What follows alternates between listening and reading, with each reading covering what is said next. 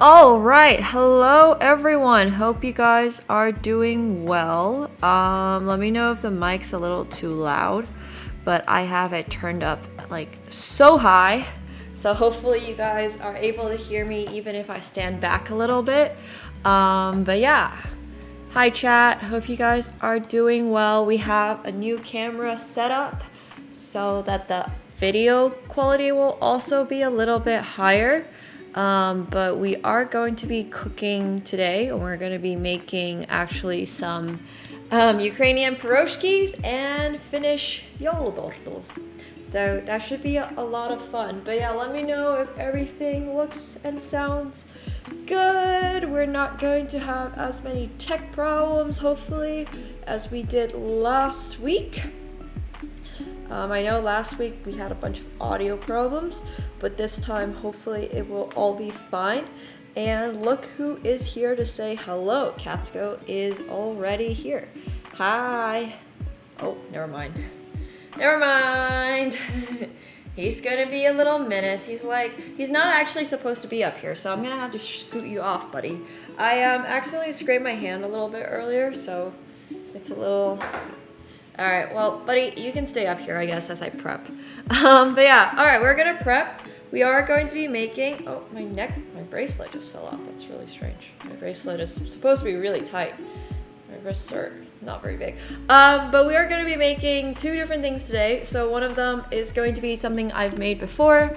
Actually, I might have made both on stream before. Oh, he's gonna attack.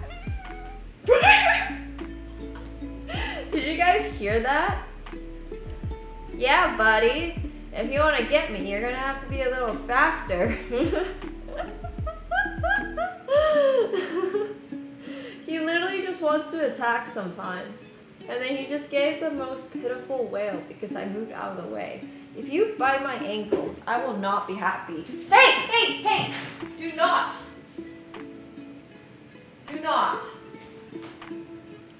He's peeking around the corner. Do not bite the ankles, little guy. Oh my gosh. Okay. Jeez, I literally had to run. He's so scary. He's honestly so scary. He is feeling really feisty today. Yeah, it's because the living room is like his spot and I'm taking control of it. So he's 2 years old. Anyways, alright, wait. I gotta move the camera back up. Alright, there we go. He's pouncing. I'm a little scared. I'm gonna grab a toy and see if he maybe is interested in play before I start cooking. Because then, if he is interested in play, maybe he will be less inclined to bite my ankles. But he's definitely feeling extremely, extremely feisty. He's just down here right now. Oh, I guess you guys can see him. I'll put it over here. You can see him. But yeah, anyways, that's Katsko. So, oh, that's awesome, Casillan. I had no idea that even worked. But that's great. Good to know.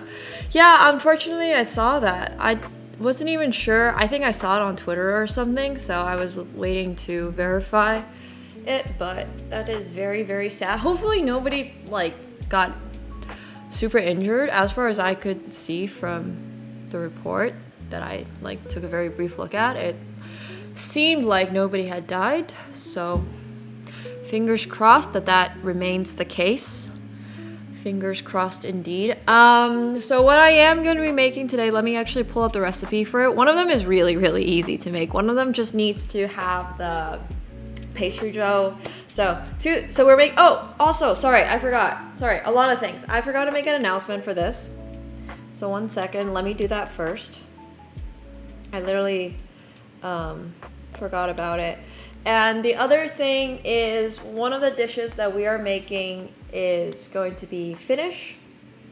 And the other dish that we're making is going to be Ukrainian, which should be a lot of fun. How do I just download a thumbnail? It would appear that I cannot just download a thumbnail. Oh, that's very unfortunate. 1 second. Okay. Let me just see if I can screenshot this. Maybe? Okay. I got it. Yay. Alright. Just gonna screenshot, no problem. But yeah, so the first thing we're making is going to be called a piroshki. They are these Ukrainian, like pierogi type. We're gonna have them be baked. Last time I made them, I also fried them, but I didn't like those as much. So, yay.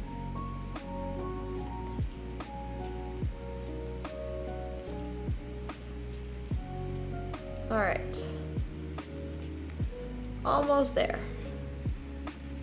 I gotta remember to have these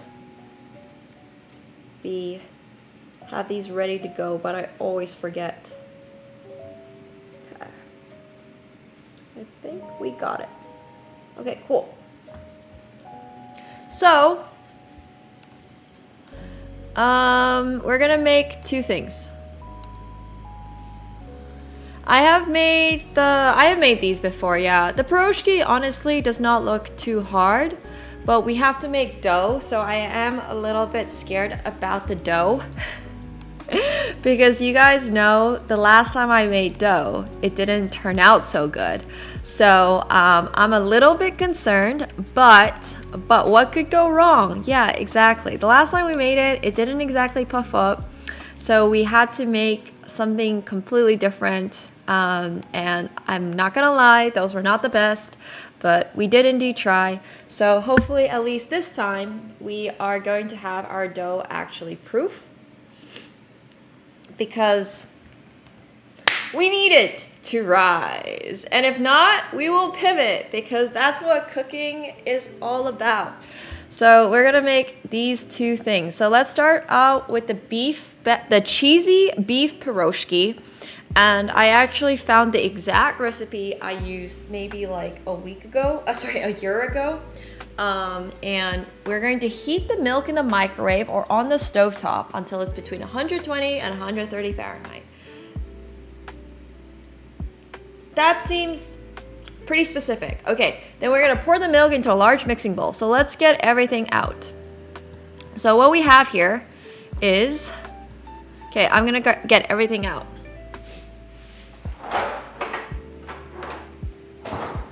We got milk, cheese. Oh, let's start with the dough only. So milk, dry yeast,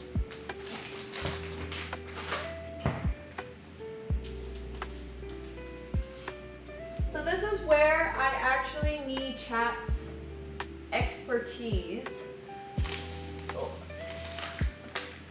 Because last time I used this. I used a traditional dry yeast, and as you guys know, it didn't really work out that well. So should we use the quick rise instant yeast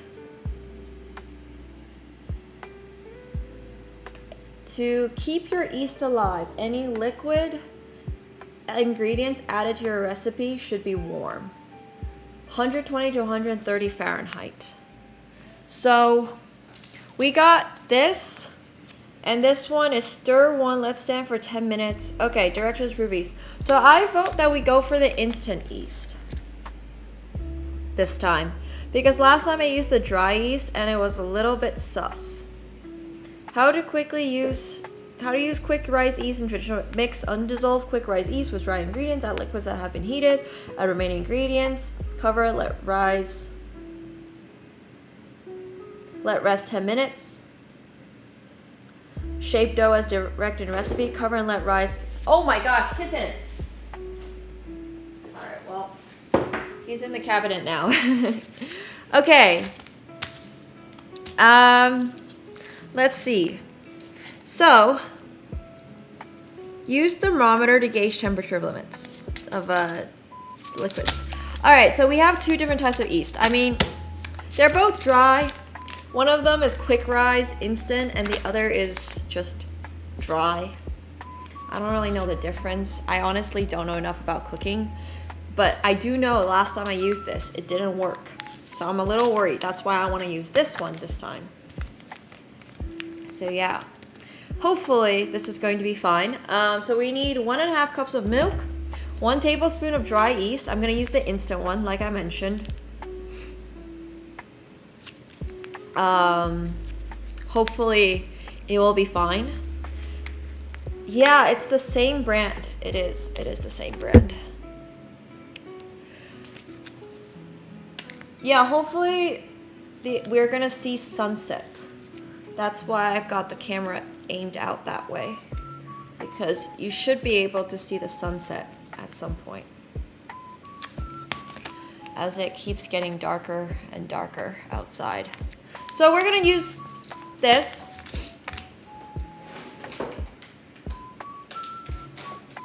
And AkaNemsko is free, and he's gonna be a menace. And then we have, obviously we need flour, and then we need an egg.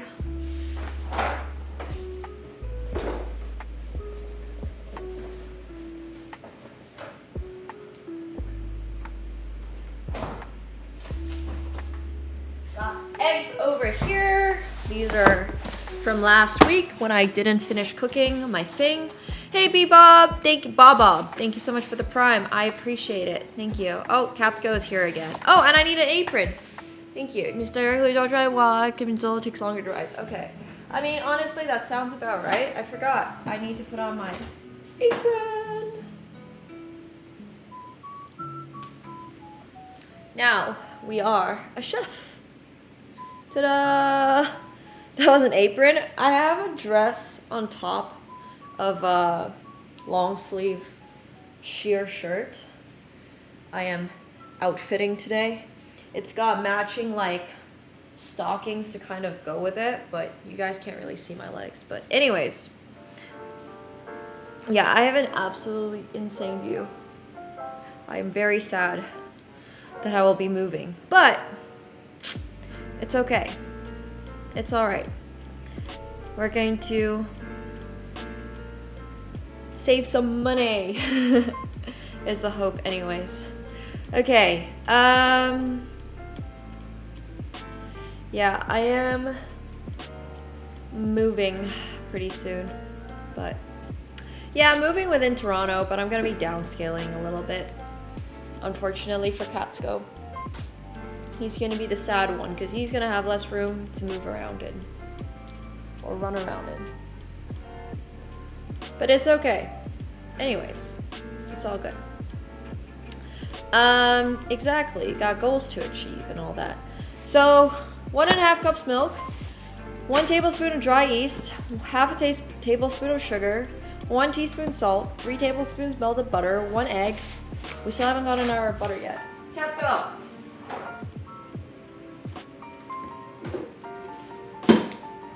Okay, this is our unsalted butter, and then we need sugar.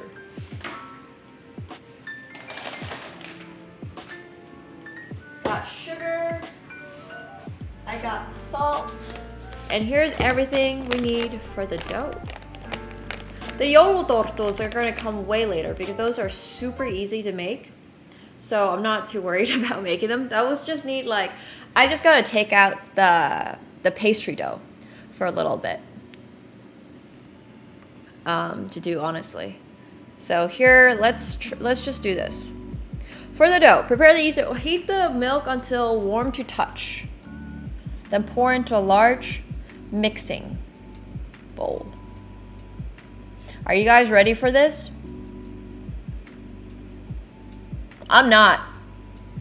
Heat the milk until warm to touch. It's so ambiguous. That could be really anything. Wait, where did my... Oh, I put it over here. Okay. The starting country for the yeast, yeah. I guess I would recommend this one, but...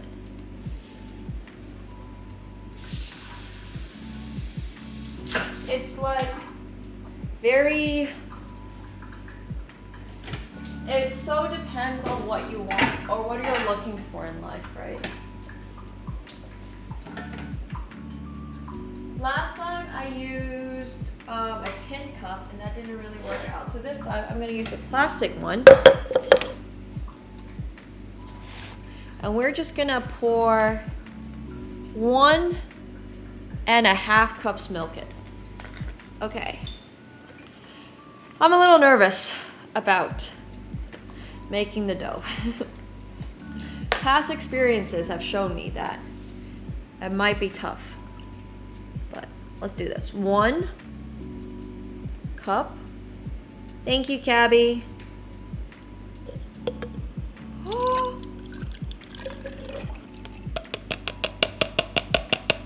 Okay.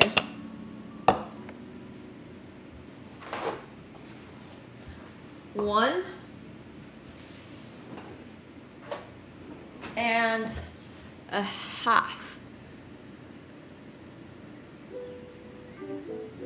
All right, this is a lot of milk.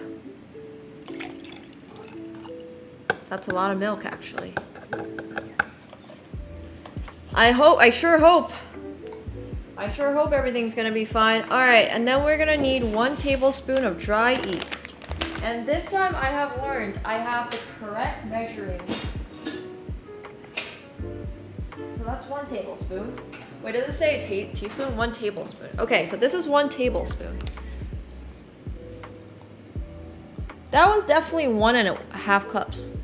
Okay, so we're gonna need to heat the milk until warm to touch, then pour into a large mixing bowl. Add sugar and sprinkle the yeast evenly over the milk. Allow the yeast to proof for 5 minutes. All right. So we're gonna need to prepare ourselves a 1/2 tablespoon of sugar first. Hey, Strange Ticket, thanks so much for the 5. Appreciate that, thank you. If you guys are getting a gifted sub from Mr. Strange Ticket, please make sure you're thanking him. Really do appreciate that. Patsko, you're just all over the place, huh? Okay. So we're gonna need to put this into the microwave. How long do you think it takes to heat up 1.5 cups of milk? I'm gonna do 40 seconds. I'm gonna do 30 seconds to start, 35 to start, and then we'll go off of that, I think. So add the sugar, 30 seconds. Okay. Add the sugar, sprinkle the yeast. All right, this is a little nerve-wracking, I'm not gonna lie. I'm a little nervous. A little nervous.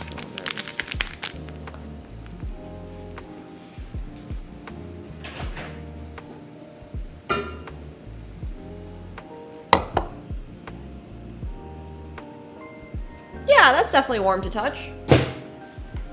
Okay. Okay. I have to stir and reheat. I think it could do with like maybe 10 more seconds. So we're gonna use a chopstick to stir it. And then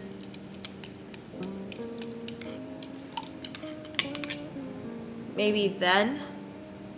Yeah, I agree with you. Okay, we're gonna get this another, I'll give it 20, a little under 20 actually. Okay, so we're gonna need to prepare ourselves 1 tablespoon whole of dry yeast. That's a lot of dry yeast.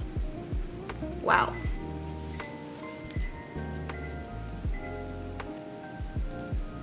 Okay. All right. Is this gonna be? No, I think this is perfect. Okay.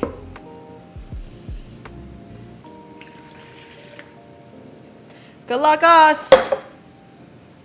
And we need 1/2 tablespoon of sugar. 1/2 tablespoon of sugar. And then we're gonna add and sprinkle the yeast evenly over the milk. So we're gonna get a little more yeast out of this.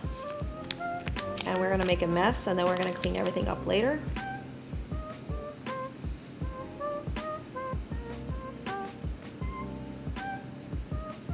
And then the instructions say to let it proof for a little bit, for 5 minutes. So we're gonna let that sit there for 5.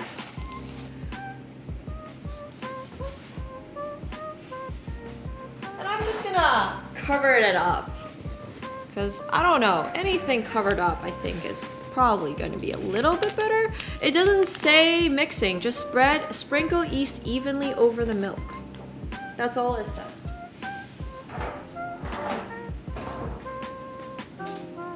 So now what we gotta do is prepare, thank you so much, Mickey Man, for the 500 bits. Thanks so much. What now we need to do is 3 tablespoons of melted butter. Okay, so let's get the butter ready. I'm gonna use a plate for this, and we're just gonna cut up 3 tablespoons of butter.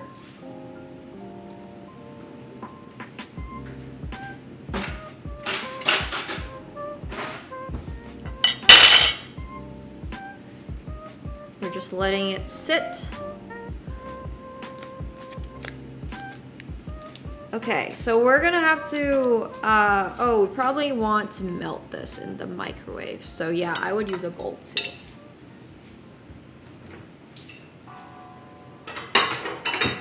I'm gonna use one of these little ramekins. Oh, you guys are starting to be able to see the sunset.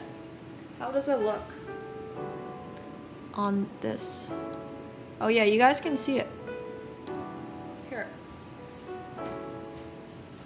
Cats go! Buddy! But you can really start to see the sunset. Buddy! Hey! What the frick?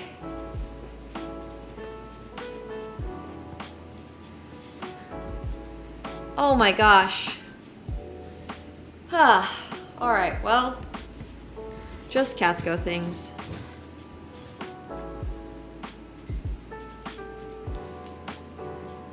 Did he lick it? Are we gonna have to restart? Oh no.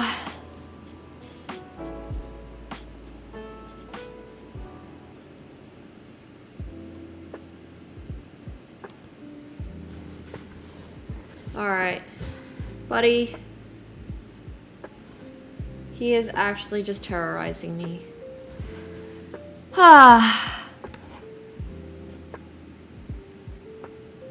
Okay, I'm gonna restart.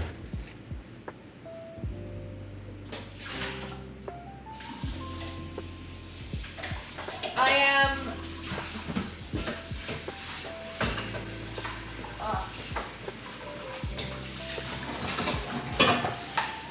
Let's go. That's gross.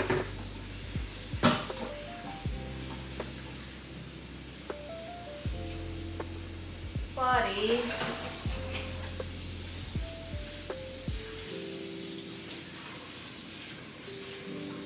Alright. It's okay. I have at least 2 other... I am very much a germaphobe. So I do not want to... Well, I wouldn't say I'm very much a germaphobe, but I definitely do not want any cat spit in my food. Yeah. So I'm gonna restart. It's okay.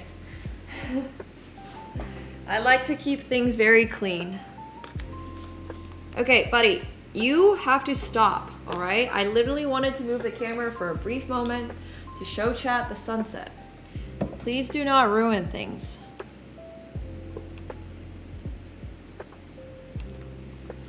All right, I hope I have enough milk. So 1,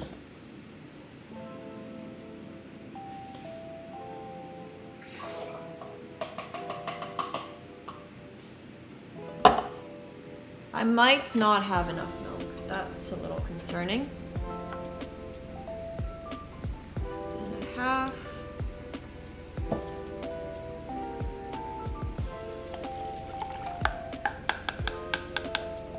All right, then it goes in here for 35 seconds, and then I'm gonna stir it, and then we have to get our... Buddy! Oh my god! Okay, he's gonna get locked out.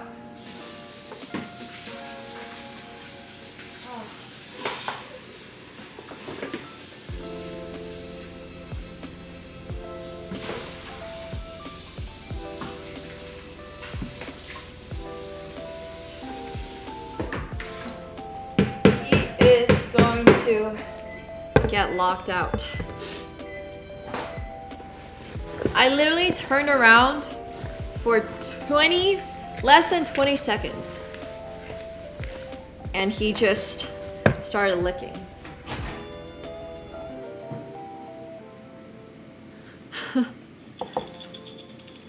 AkaNemsko is banned from the cooking stream.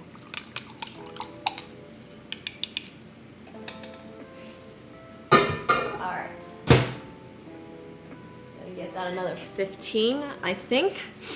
I know, I'm literally going to be, well, I'm gonna be out of ingredients by the time I finish this, because I think the bigger problem is I'll be out of ingredients. I haven't even had time to prepare this. Okay. Need how much? I need 1 tablespoon of dry yeast.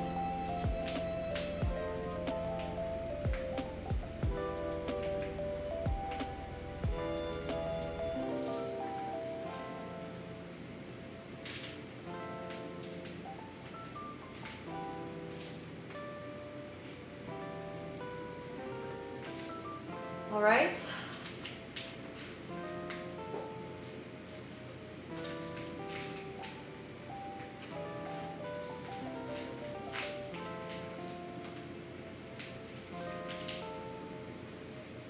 I hope that's enough. I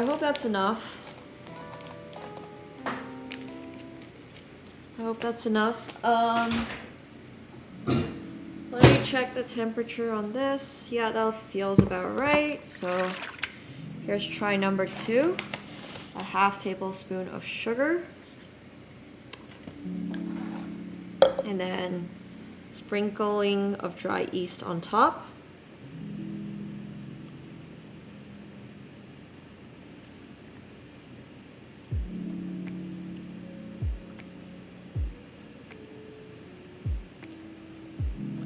All right, there's a little bit more in here, so I'm just gonna, because that wasn't quite 1 tablespoon, so I just want to make sure that we have enough dry yeast. I'm sure a little extra dry yeast is not the worst ingredient to put in. Oh, sorry, is the top camera not really working?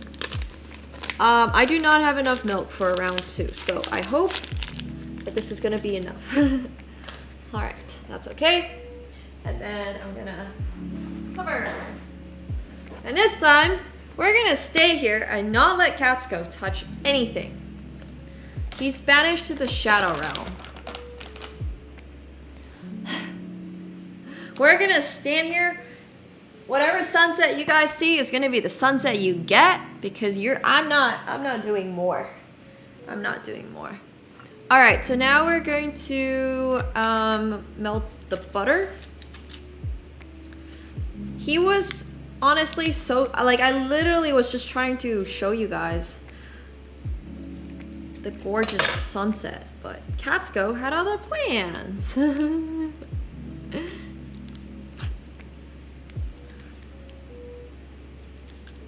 All right, so hopefully this will all work out. Little guy is a menace. All right, that's the butter. And then we're going to put that in the microwave for a little bit.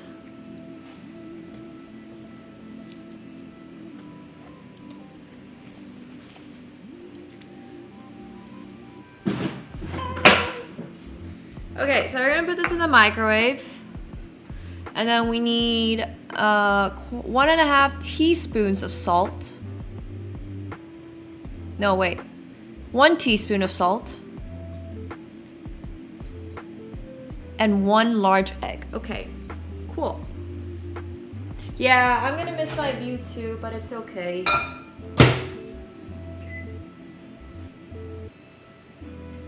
It's all right. I wish I'd done more photo shoots and stuff. I have a really cool photo shoot coming up actually from the balcony, so that is really exciting. But I do wish I had used it more. It's just so pretty right now because there's a lot of snow. During the summer, it's like just, well, you can see that it's just cement. I mean, it's still really nice, obviously. Okay. The butter is mostly melted. These are gonna be piroshkis with, I believe, onions, dill, cheese, and ground beef. No potatoes. But there is going to be cheese in them. Yeah. So, I think this is going to be fine. All right, so, oh my God, I didn't even keep track of it. When did I, when's 5 minutes for the yeast? Fudge. I don't even know if 5 minutes has passed. It's probably like 2 more minutes. I didn't set a timer, no. Okay, it's probably just 2 more minutes. And then, yeah. No, it's not snowy right now. As you can see, the sky is very clear. Give it 3. I could check my VOD, it's true. Can someone check the VOD for me? Editor! Let me turn lights on.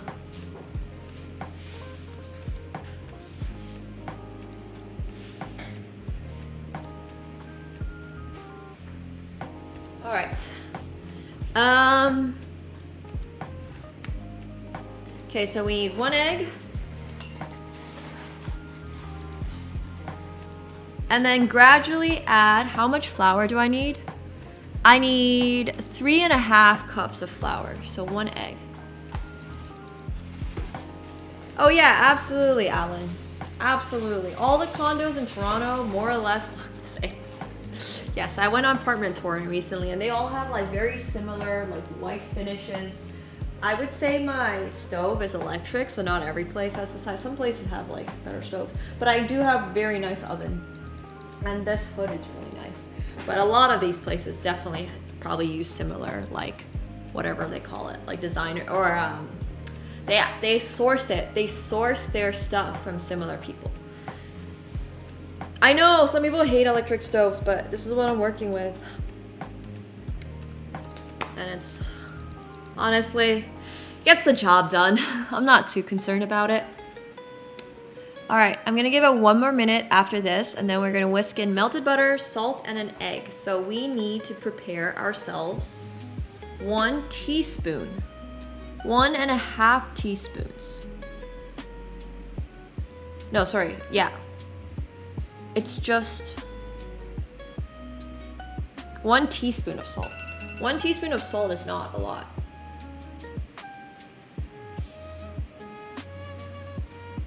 Eventually, Alan. That's the hope. Okay.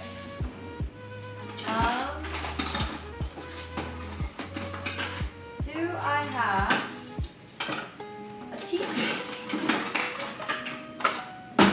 I do not know where my teaspoon went. Okay, I found it.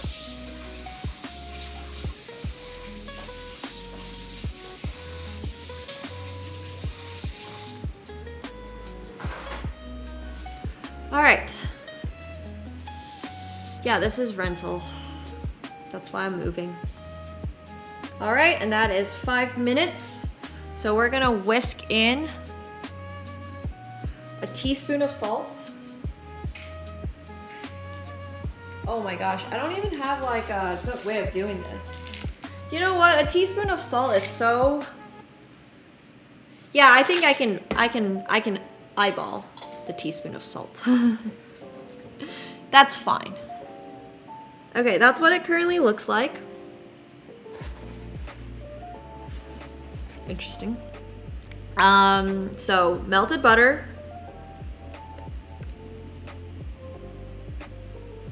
1 egg, large one.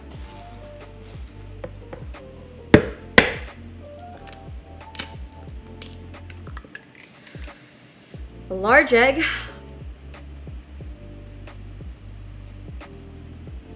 Did anything fall in? I don't think so. Okay. And now we are gonna whisk. Oh wait, I forgot the salt.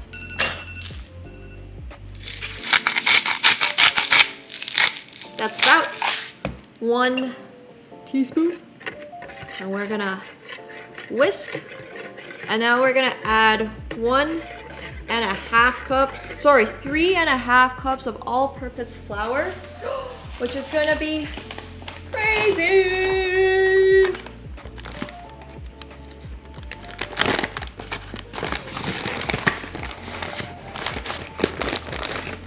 Bro, why are you spreading lies about my family?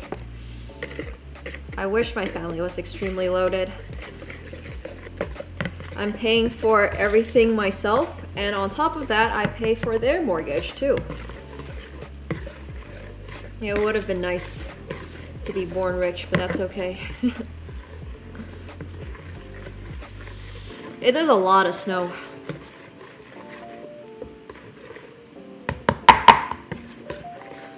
All right, 1 cup, and then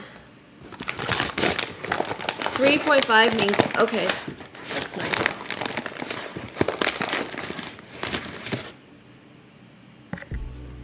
Yeah, I don't know what gives off. If my family was rich, I wouldn't have I would have picked a very different life. That's okay. That's all right.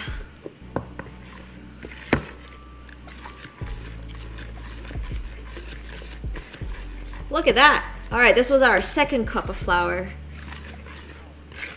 But I literally moved out at 18 because my entire life was governed by my parents. So I had to make money for myself, and I had to put myself through a lot of university. I mean, I also took loans from like the government. Thankfully, Canadian school loans are not that much. It was like, I think 8K a semester. Okay, this is the 3rd, which is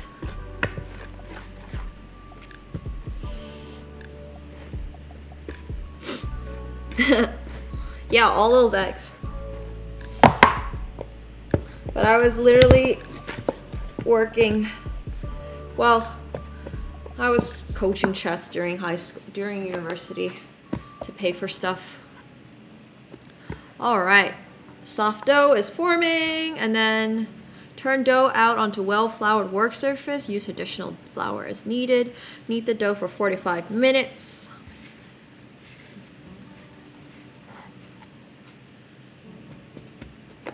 I don't know why you would spread lies about someone you have no idea about. You should feel bad. Okay, this will need, yeah, this is gonna be a lot of fun to clean. And I'm just gonna put it on here to knead it out because I don't have any other surfaces to knead it out on, honestly. But oops. All right. Okay, it's gonna be so much effort to clean later, but turn dough. Yeah, I just don't understand why people would do that. You're not forgiven.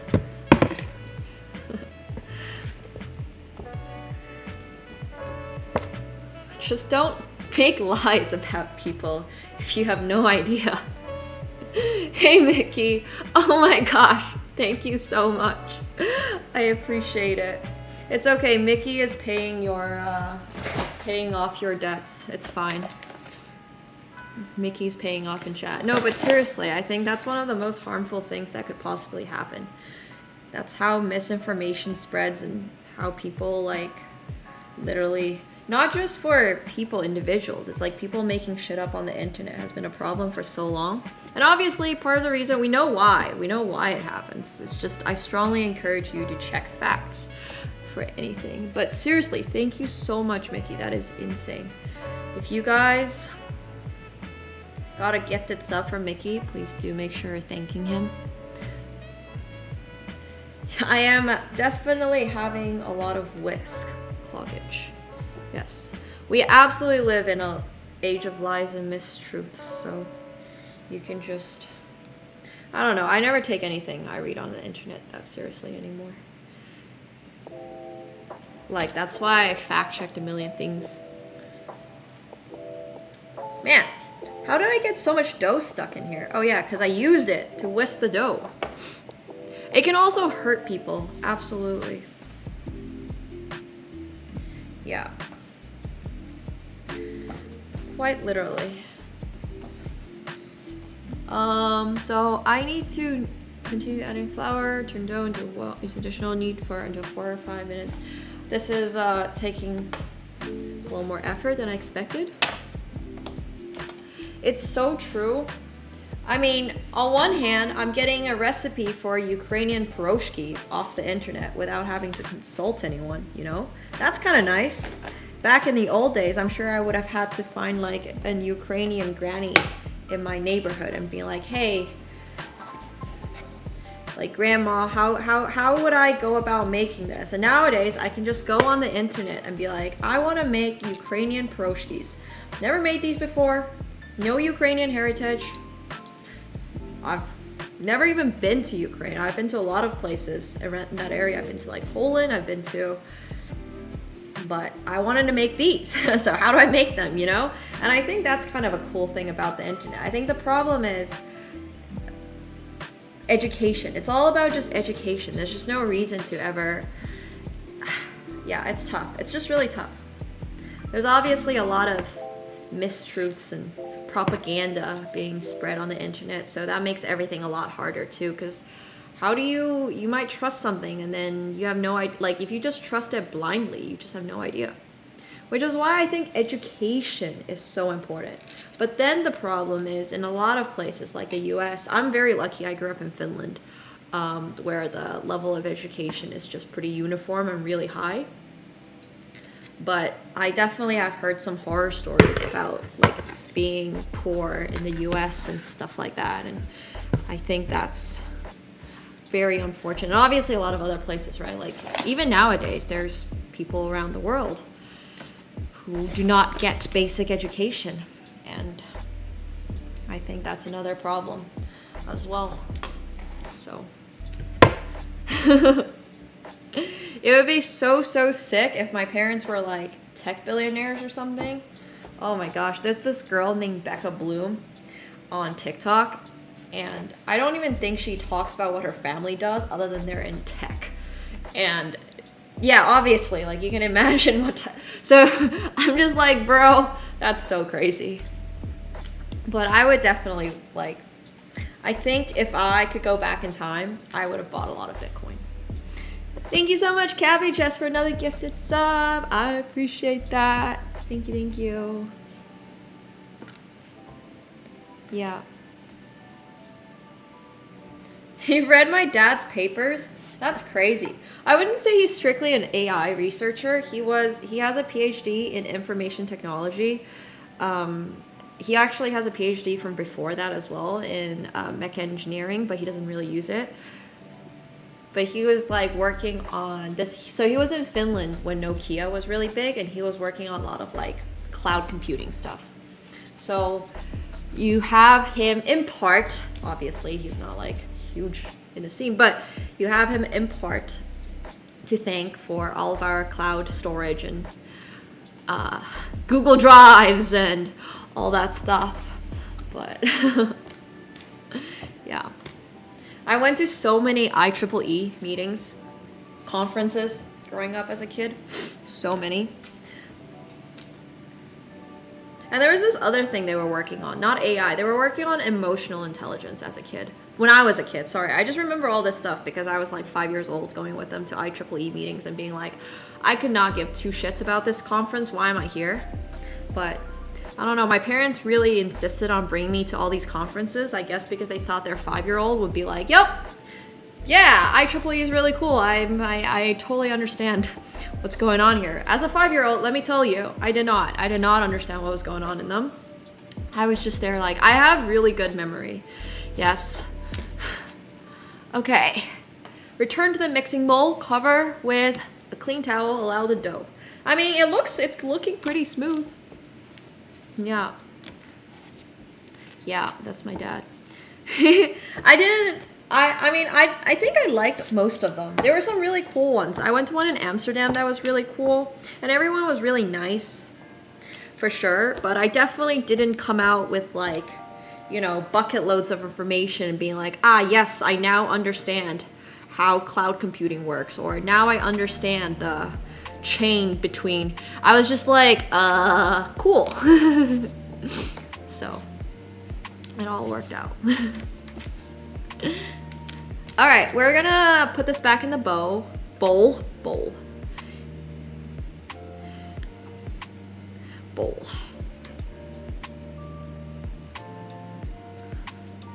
I remember this one time I went to Lisbon with my parents, and like we did a dinner on top of a cliff, and it was supposed to be a really cool dinner. But let me tell you, as a 5-year-old, I did not enjoy rare steak. I think that's maybe why I didn't like rare steak for so long, because I had this one slightly concerning memory from when I was like 5 years old and being like, steak sucks. No, it said it's gonna proof for 45 to 60 minutes. That's what's gonna happen. Yeah. Okay.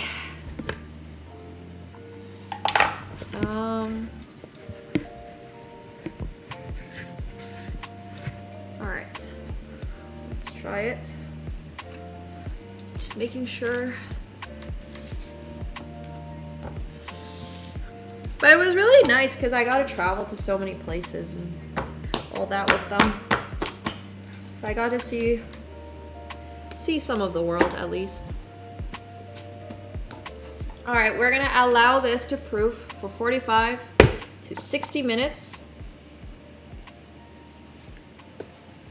I think that looks good. Yeah, we're doing, so actually I didn't do a plum because none of the plum jams here are very fun. But greetings to Tornio. Hope you guys are enjoying your frigid cold there.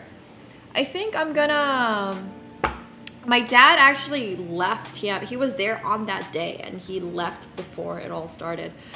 And it was like, yeah, this wild, yeah, it was crazy. My parents have insane backstories. But we are breaking slowly the cycle of trauma.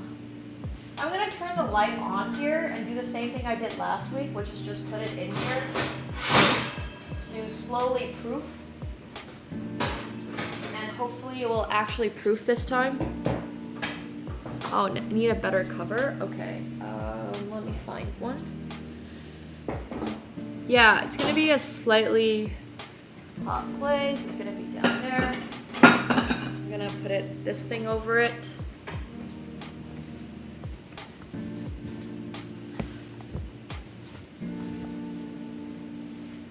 Cool. And then we're gonna proof button. Oh, okay. So we have the dough. We're gonna set a timer for 45 minutes. My hands are crusted.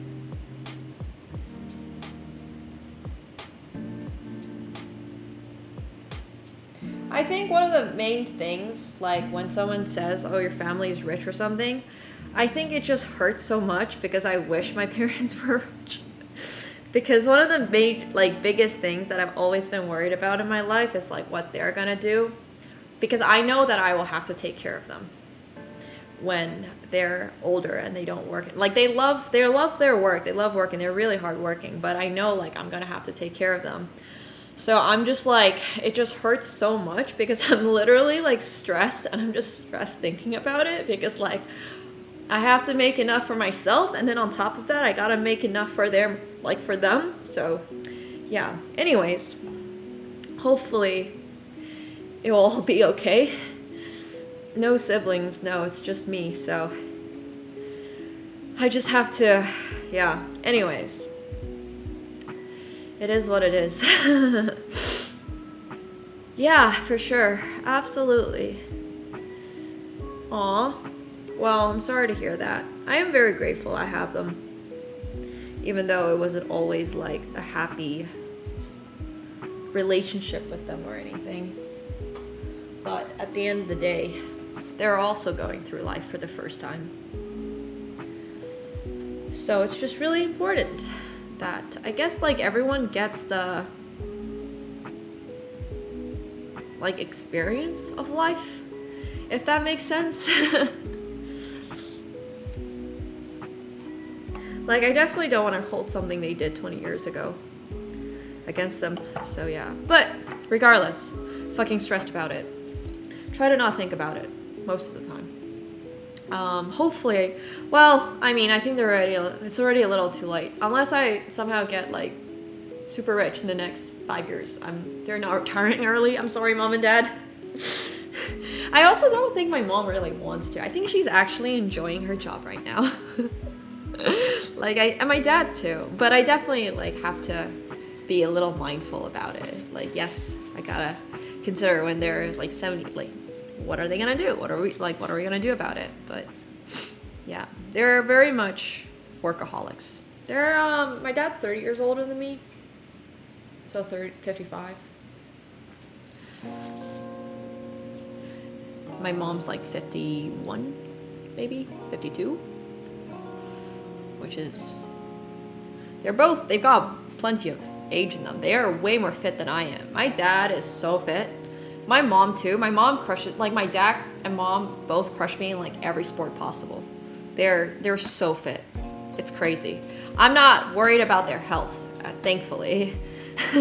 But yeah, I know. You did miss sunset. For sure, Fresh Prince. But it'll all work out. That's the hope. If you work hard, them too. They've always worked really hard. It slowly worked out. Yeah, I gotta bank some tournaments, exactly. Just gotta get really, really good at poker. That's the ticket to early retirement. Oh, I'm so sorry, Alan.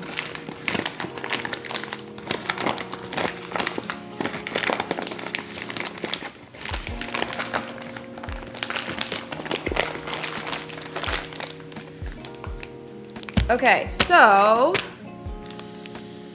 we're gonna prepare the filling. Preheat a large frying over medium-high heat, add a splash of oil, fry the ground beef for 7 to 8 minutes, breaking it up into small pieces. Place the onion and garlic into a food processor and pulse into a puree. Alternatively, use a grater to puree the onion and finely mince the garlic. Oh geez, okay. All right, let's do it. Yeah, let me just win the main event. If I win the main event, not only could I retire my parents, I could retire myself, my sibling that I don't have. I could retire Katsko. I could probably retire like the other sibling I don't have. No, jokes aside though, if I won the main, that would be crazy. For now, Katsko's gotta do some basic social media stuff. The main event is always in August or like late July, I think. Not sure, actually.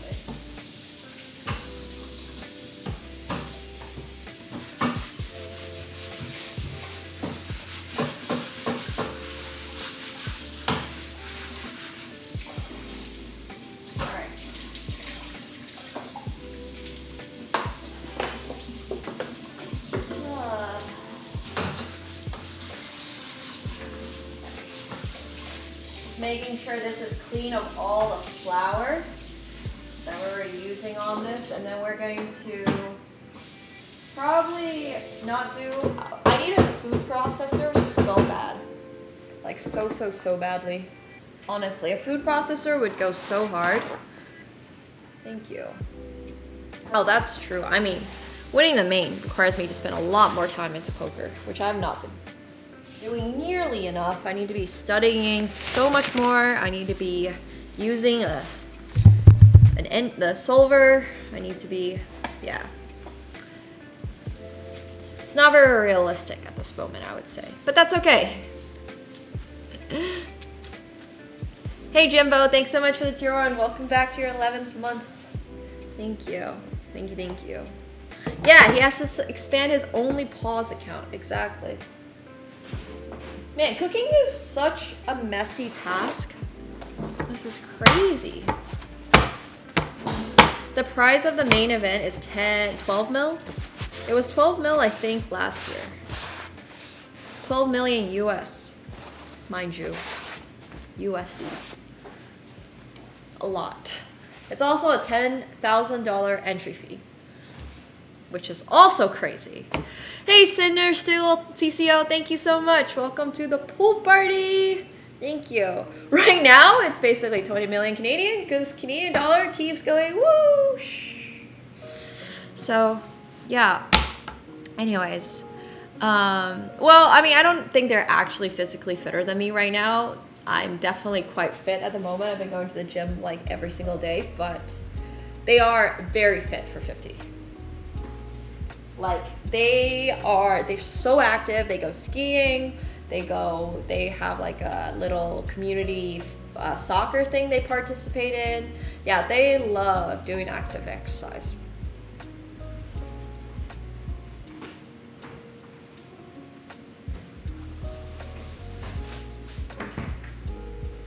And they've always been like that, which is the best part. Even when I was a kid, I was so active because of them. And I really appreciate them for that. I know, it's like going to be, well, 10 US is, I mean, 10 million US is a lot of Canadian dollars. So yeah. All right. We need to preheat a large fire. We're not going to do that yet. We're going to chop up the onion. Because I don't have a food processor. There's nothing I can do about not having a food processor. Yeah, Ontario taxes. Oh, that depends, sorry. Ontario, so the way it works is the withholding. It depends on whether or not it's like your main source of income, blah, blah, blah. And then you gotta file a tax report to like recuperate that money. It's a little complicated, but technically I think it's a no, but they do, but you just have to file for it back. So I don't know exactly how to answer that question. I'm still working on it. I've been very confused. You could buy a garage in Vancouver. Yeah. That's true. I don't really know how it would work if I won the main. I mean, that's a problem for when I win the main, let's be real. Not too worried about it right now.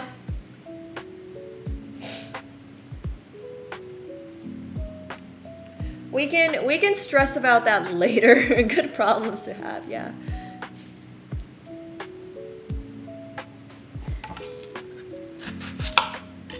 All right. Someone allow this guy's, okay, thank you. Okay, it peels easier. Last time I cried peeling this onion, not because it was making me, yeah. I have to deal with the tax withholdings, which is pretty annoying, but it's okay. Once again, good problem to have, you know? If you're dealing with tax withholdings, it probably means that you made some money playing poker. So it could be a lot worse. Could be a lot worse.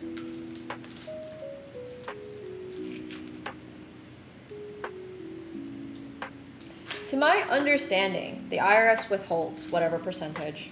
I think it's maybe even 40. I'm really not sure on the exact number. But then you have to file with them. Say you're not American, and then But yeah. No, there's a trash can over here. Don't worry. I'm not that messy. I know I'm messy, but not that messy.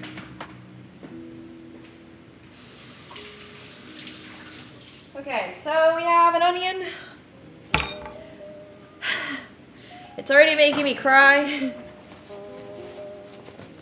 And we need... That's wholesome. Swim glasses is great. I've never used swim glasses, but I have used my regular glasses. They don't really help that much. It's already making me cry. So we need half of it. We just need half of it. No, I still don't have a sharp knife.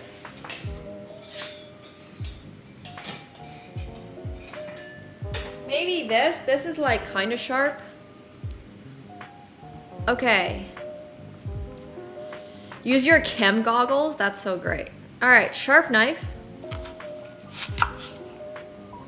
And then we just gotta really, really, really finely chop this, I think.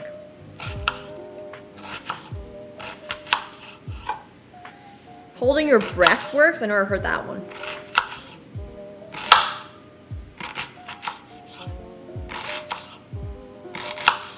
No, bro is just playing with me. There's no way holding my breath works. That doesn't even make logical sense. Oh, all right, well.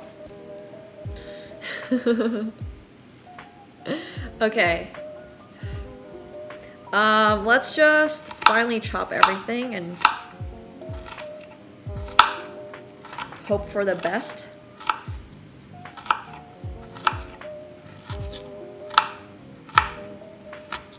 I can only chop this so finely with without a food processor, so it is going to be what it is. There's so many tricks I've heard. I've heard of the put it in a freezer for 5-minute trick. I've heard of. I do the glasses thing. The glasses thing isn't always the most effective though. But I think using a sharp knife this time is making it a little bit better.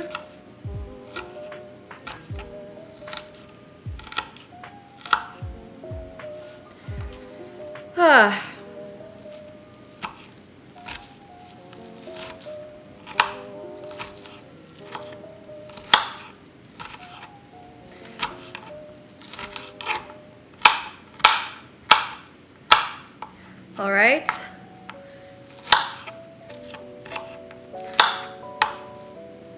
I mean, this is a mess over here, but it's okay.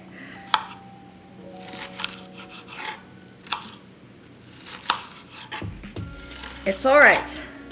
We're gonna have chopped onions at the end, and that's gonna be the important thing.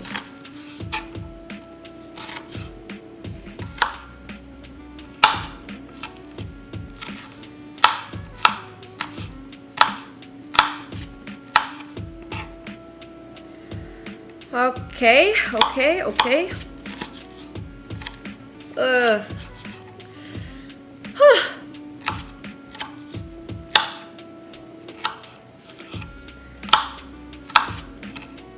Alright, some of these pieces are perhaps a little large, but I'm just gonna try to not get it in to the actual whatever we gotta do later. So now would be a good time for me to heat up the pan with all the meat for it, because now it wants me to fry the meat. And this all seems fine. All right. You made a frozen smoothie. Sounds so good. So we also need to make this, but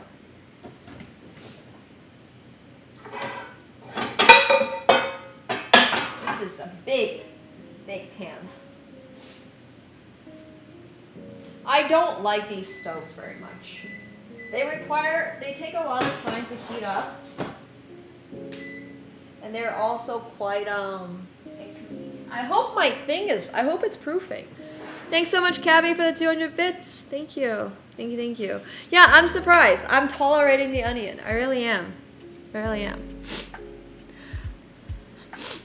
This will not be spicy. This is Ukrainian. As far as I know, Ukrainian food is not that usually very spicy. I got the apron in Portugal. That's the whole story. I was in Portugal. I thought it was cute. So I bought it. It was like probably 15 euros or something. Yeah. I also have a matching oven mitt that is not here. Oh, it's right there. Here's my matching oven mitt. Yeah, Ukraine doesn't really feel like it has a lot of spices. I mean, I actually have a funny clip from the last time I made these where I asked like 3 cloves of garlic. I bought 3 cloves of garlic and I brought them like, sorry, 3 bulbs of garlic. And then I learned that a clove of garlic is just one of these bad boys and not like entire one of those. But last time I made this, I almost threw in 3 entire garlic bulbs. And thank God I did it because that would have been so insanely garlicky. But yeah, that happened the very last time. But I did realize before I put all of them in, like, oh, this doesn't make sense. Like, they would never. I mean, yeah, that would have been a lot of garlic. So we're just gonna use these 3. I bought fresh ones actually. I have like really old garlic cloves, but I decided I'm not gonna use it. So yeah, I would have been immune to vampires for my next 5 lifetimes. Yeah. I have heard of that garlic trick. I'm just lazy. I'm just peeling. That's fine. I'm a little scared to check on the dough. Should I check on the dough, guys? We're gonna cut off the ends. I'm gonna do 4. Because why not? Garlic never hurt anyone.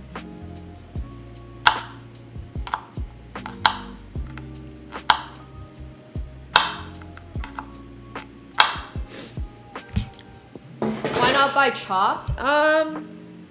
Because then I have less time for stream.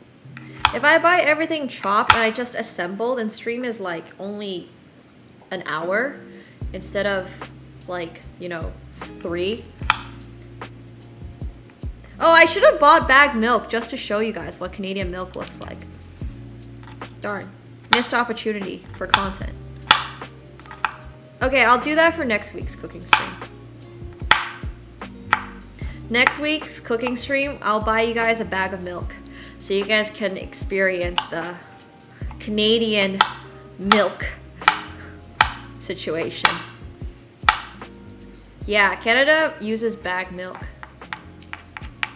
So.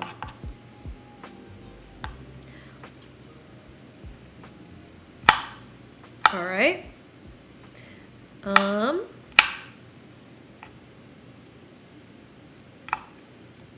I might even do another cooking stream on Thursday. I've been really in the mood to do IRL streams, but it's been really cold. So maybe on Thursday I do an IRL stream because a lot of you guys might not have seen this much snow before, and Thursday's probably the very last day before the snow melts. And we didn't get to do an IRL stream in Paris because it was way too darn cold and like raining, and it was not fun. So I really want to show you guys snow. I like before the end of this winter, I want to show you guys snow. It's just milk in a bag. Hey Lucifer, thanks so much for the prime. Appreciate it. Thank you. Yeah, let me check on the dough. It's in proofing oven. It's bigger? I think it's bigger. I think that constitutes as bigger. It was large to start, don't get me wrong. He was a big boy, but that definitely looks a little bigger. And we still have 25 minutes plus potentially 15 to go, so a lot of time. Yeah, rain and cold, not a good mix, but rain and sun and like snow, kind of pretty, kind of fun. I don't like it.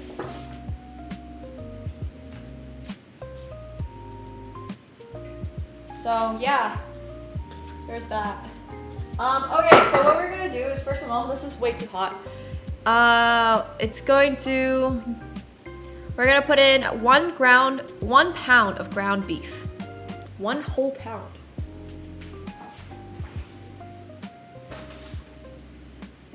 I got exactly 1 pound. 0.516 kilogram. And we're gonna just throw this in and fry for 7 to 8 minutes.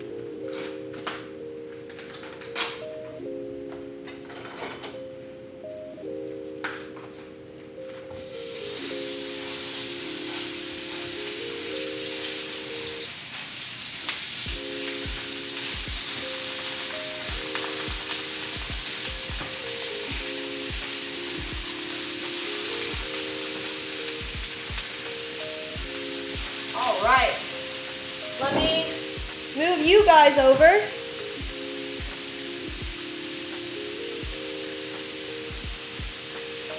We're gonna combine the seasonings later. I guess I could season it now. I don't mind seasoning it now. More seasoning never hurt anyone. Wait, 0.5 is 1.2? Yeah, I'm sure this is fine. As long as it's not like 2 kilograms or something, I think this is fine. This is gonna be okay.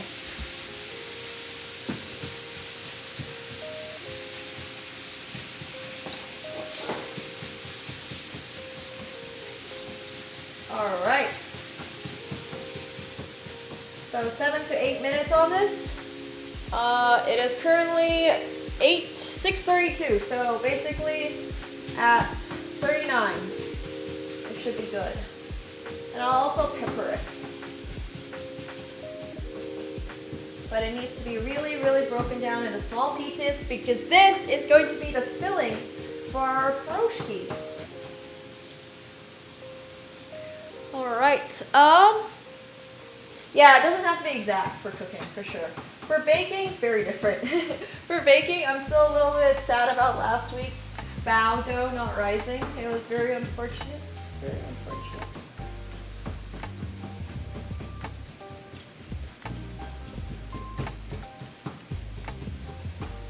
Okay. Oh.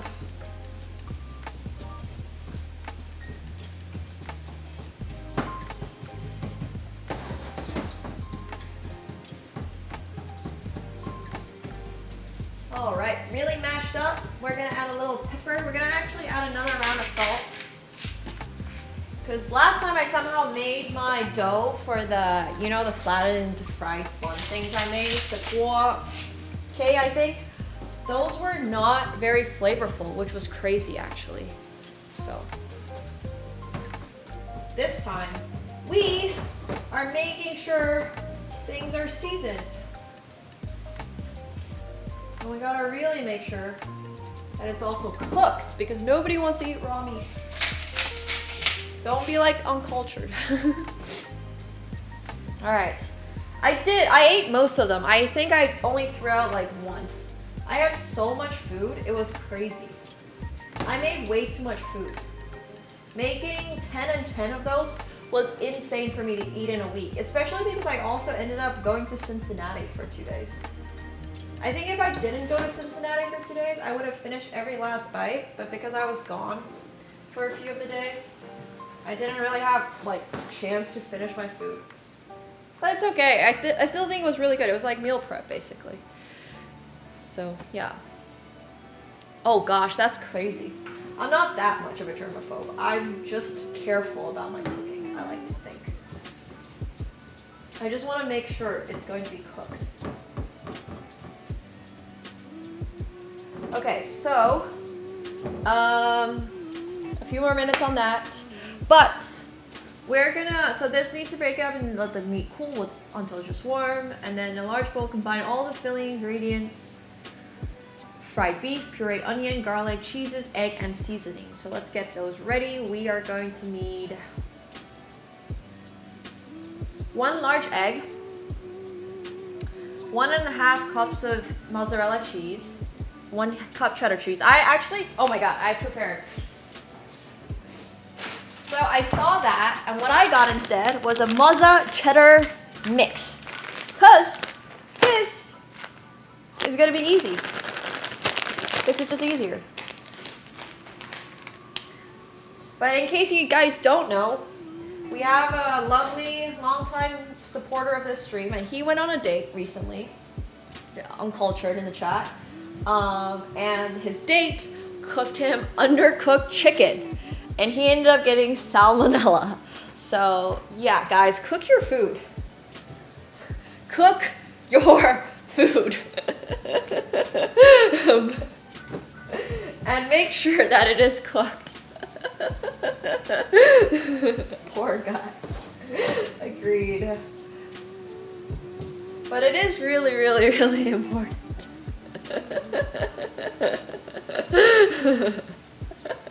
Yeah, no worries. Thanks for sharing your stories, chat. I do remember a large amount of them, honestly. This goes back actually to the conversation about having good memory. I definitely have above like average memory.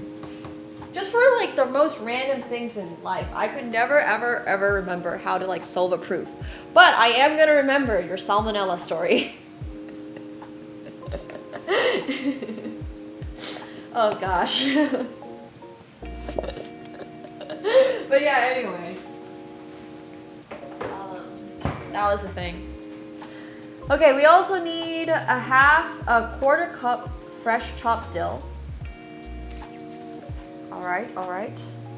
I am hoping that this is gonna be seasoned, honestly. I've gone pretty light on the salt. I'm just trying to bring out a little flavor on this.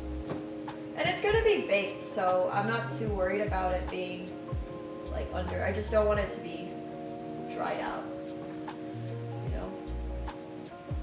But we can be generous without filling.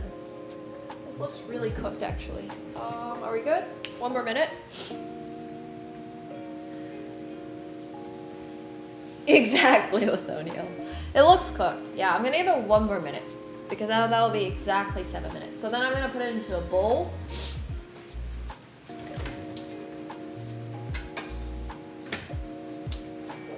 All right, that looks great.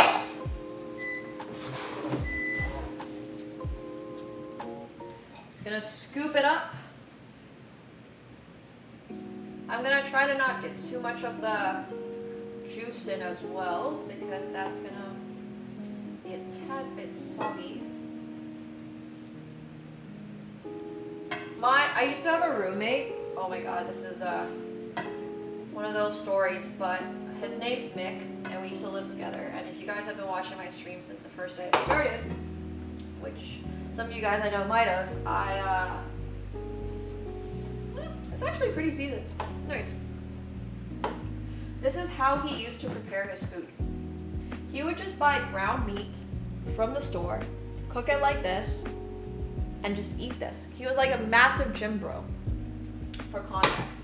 So this would just be like his straight up lunch, dinner, like whatever his snack, like just plain. Literally, this is what Mick used to do. And he would just keep jars and jars of this in our fridge, and I would just be like, bro, that's insane.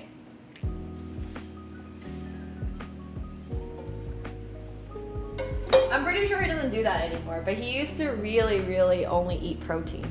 He basically only ate protein. He never ate vegetables. He once brought back a plantain because they were cheaper than the bananas. He very explicitly told me this, and he was like, oh, these were super cheap bananas. I was like, oh, cool. And the next day, I see like a half-eaten plantain on the table, and I'm like, bro, why did you eat a plantain? And you gotta understand, plantains are like very different in texture from a banana. And I was like, so those really cheap bananas you're talking about, those were plantains. And you have to cook them. So plantains are basically very starchy bananas. Like extremely starchy bananas. And if they're not cooked, they're kind of not fun to eat. Like really not fun to eat. I would not suggest eating plantains raw. Very popular in Ethiopian cooking, from what I have learned. And also probably a lot of other cuisines, but Ethiopian's the only one I'm familiar with that uses plantains. I don't particularly like cooked plantains, honestly, but some people do. I don't know, it's not really for me. Yeah. There's a lot of different ways they have, like, you didn't eat fruit until you turn 39? Bro, how are you even alive? I don't even know. Okay, alright guys. Alright. Okay. Anyways.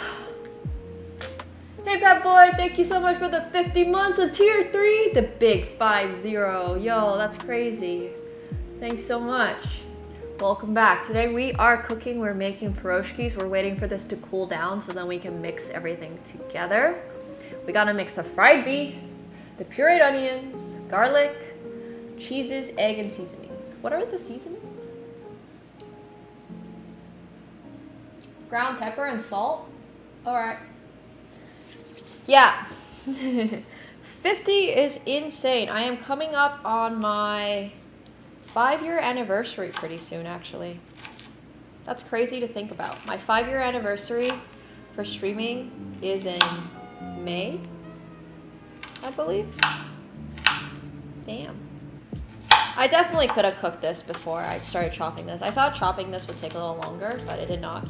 So instead, what we're gonna do is we're gonna just chop this a little more. I agree. Yeah, I'm like 4 months away. I think my very first day was started cooking in like, I mean it's cooking. I started streaming, sorry. I started streaming on my own channel in like June. I think it's May 10th or June 10th, and I never remember. And honestly, it's fine either way. We're not gonna do anything for our 5-year anniversary, or maybe we can finally go run that fucking half marathon. Surely by May, there's gonna be some half marathons in town. Yeah. So. Oh yeah, May the 4th would be great. I wish my partner anniversary is on May 4th. Oh, it's June 10th, not May. Thanks, Mega. Sorry, like I said, I tried to block out any unpleasant memories.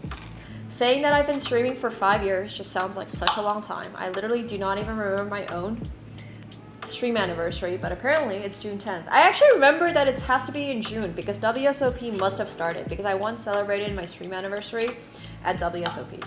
So it must be in June. I don't know, running a half marathon is better than a lot of things. Alright, fair enough, Boyd. American turned EU streamer is wild. Changing time zones is crazy. I do know that I will probably, if I'm streaming, I'll probably be remaining in North America. Which part of North America to be debated, but right now I've been really enjoying Toronto. Toronto's great. He went from America to the Netherlands? Yeah, I who blames him, honestly? Oh, that's cool. Wait, is that Lex? No, Lex is European to start, right? Wait, I'm trying to guess who it is now. Oh, BSJ. Okay, never mind, sorry. I was like, wait, I know Lex lives in the Netherlands. And he's on Team Liquid. Actually, I don't know if he's still on Team Liquid. I have no idea. But alright. Lex the poker player, yeah. At least was on Team Liquid. I don't know if he currently is. I know Jonas is on Team Liquid. Asta is on Team Liquid. And now Magnus and Fabi are on Team Liquid, which is also pretty sick. Alright guys. I don't even know who's joking and who's not, so. Yay, Piroshkis are gonna be so much fun. I'm really excited about this. When did that happen? Like 3 days ago? Magnus? I think. Joined Team Liquid. And Fabi was like 5 days ago or something. It was pretty recent. Yeah, I am the first chess player signed by an esports team, only because Hikaru's announcement video probably took much longer. I did not have an announcement video when I signed on to CLG. They just posted a picture. So for that reason, I did sign on to officially an esports agency probably like, I think maybe a week before Hikaru did, so I got him beat in that one. But that was like, but once again, like I said, it was probably mostly because his video took a very long time to film and I did not film. Yeah. So honestly, it's totally fine. I'm no longer on an esports team, sadly. CLG died. They got sold, which is very unfortunate. Also, it's a little too bright in my face at the moment. Alright, so we have 8 minutes to go on that. This is not really cooling down. And also, this is like going to be really hard to all mix together, but a large bowl, combine all the filling ingredients. It's still a little warm. No, I don't. I was just hired on as like a content creator.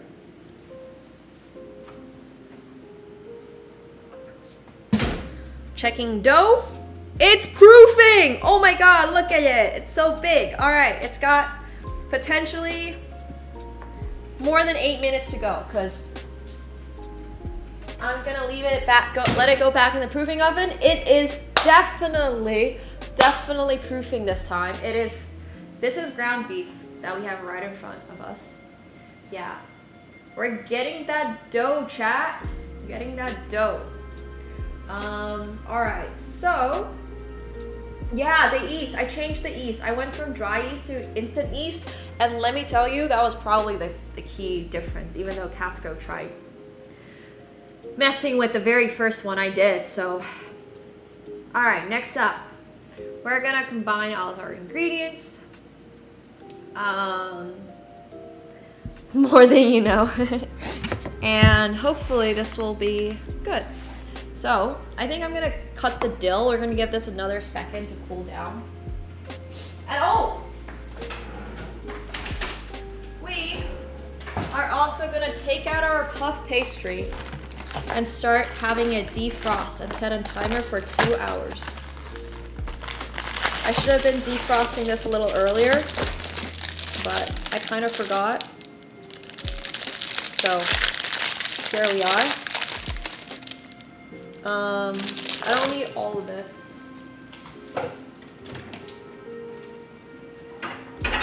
This should have been defrosting way earlier. Oh no. Oh no, SpaghettiOs. Oops. Does anyone know if you can defrost and then refreeze puff pastry? Anybody got any ideas?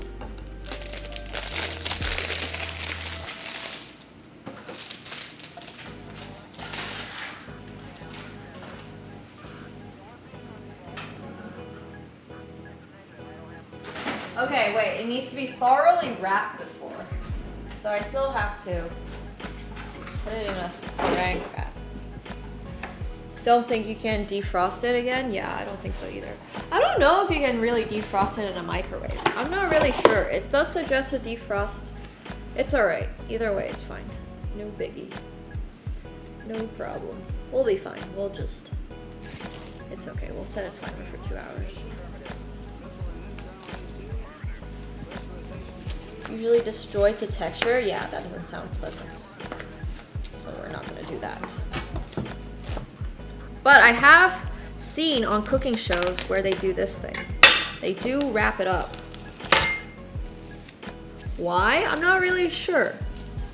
But this will be set aside for 2 hours.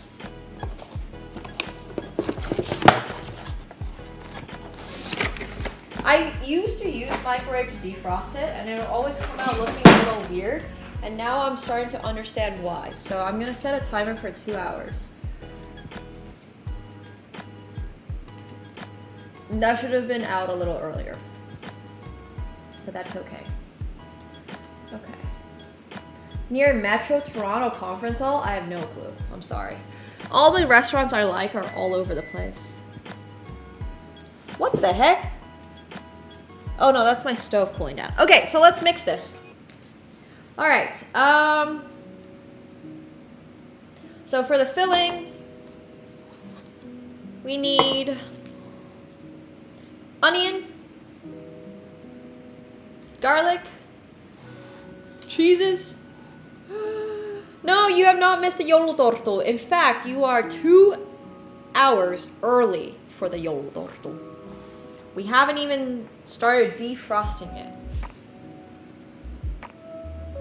But I've also learned that it might take a little earlier for it to defrost if the area is a little warmer. So honestly, yeah, you're 2 hours early. But that should have been out like an hour ago. Oops, it's okay. These need to bake anyways, and we still need to make shape though. So honestly, it's gonna be fine. We're gonna need to use the oven in 2 cycles.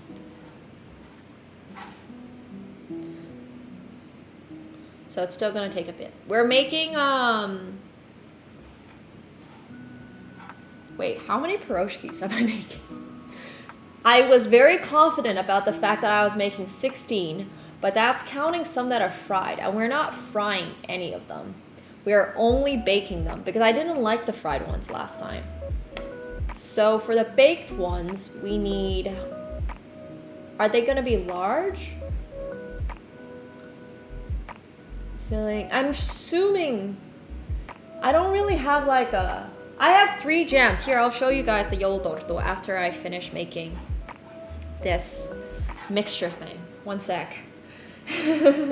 Well, cooking is fun. Like, okay, cooking is a little bit like hardcore WoW.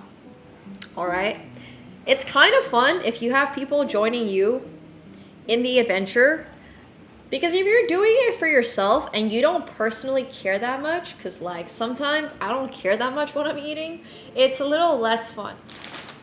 A big reason of why I cook, or why I'm so motivated to cook, is because of my whole worth it food scheme.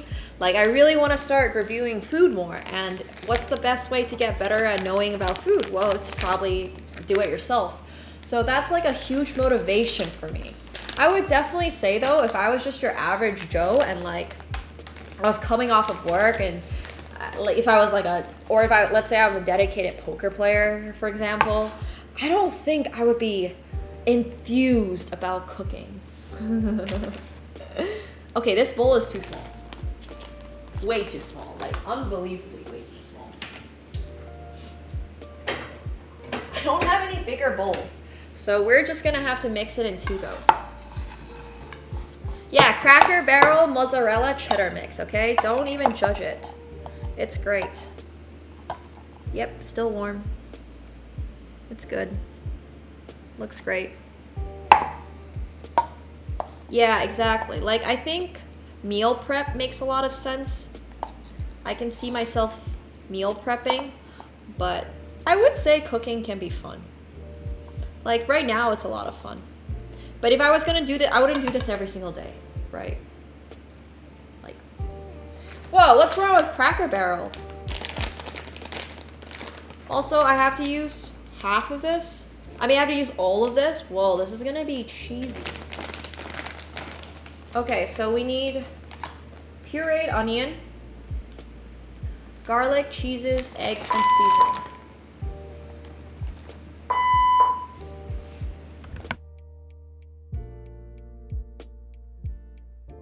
That's not me, guys. I'm not the one causing the fire alarm.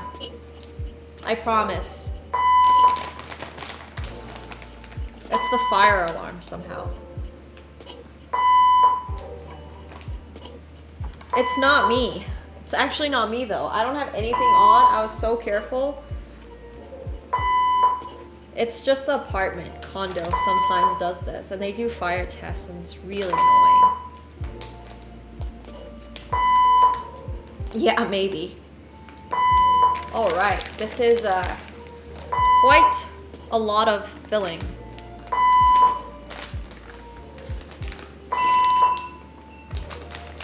Okay, I'm gonna mute.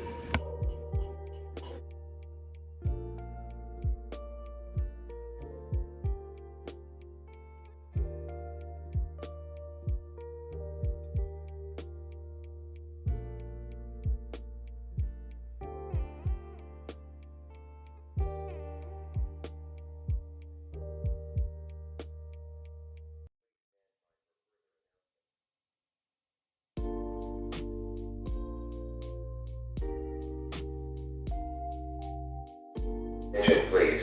A fire alarm has been activated within the building. The fire department has been notified.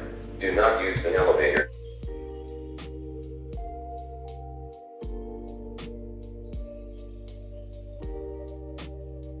I swear, it's not me.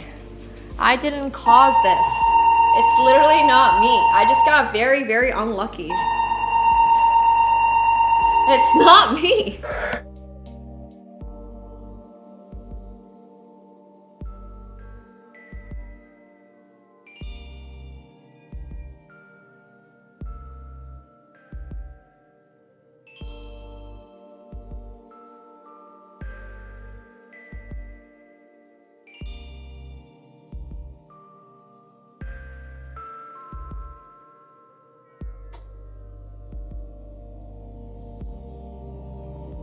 Not me, okay? Not me, I promise. Just happens sometimes. But it's actually not me. I'm just cooking. And my food is still a little messy, but it's got heart, okay? Yeah, Eric Rosen literally had a fire alarm during my team chess thing. I feel like one of these bowls has a lot more onion than the other one, and some of these are more meaty. And I really, really wish I had more appropriately sized bowls. But these do look like they're going to be quite good. I hope. I've put in a very, very generous amount of cheese. So when it bakes, it's gonna be so cheesy, so cheddar-y, so mozzarella-y. It's gonna be quite good. I'm gonna have enough I'm for sure going to have enough Piroshkis for a fire brigade. Are you kidding me? I'm making so much food. Feels like so much food. I don't know why this looks like so much food, but it really, really is so much food. Okay, so I need 1.5 tablespoons of salt. Where does the dill go? You know, I think I'm actually okay without the dill. I bought the dough, but I almost got instant ramen today, but I did not. Okay, one sec, I got this. No, these are not, these are gonna be baked inside. All right, well, one sec. I'm figuring this out. Oh my God, you're a genius. Why didn't I think of that? I should have thought of that.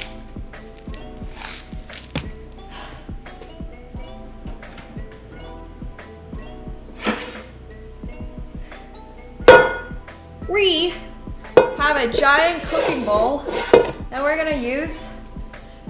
We're gonna use it.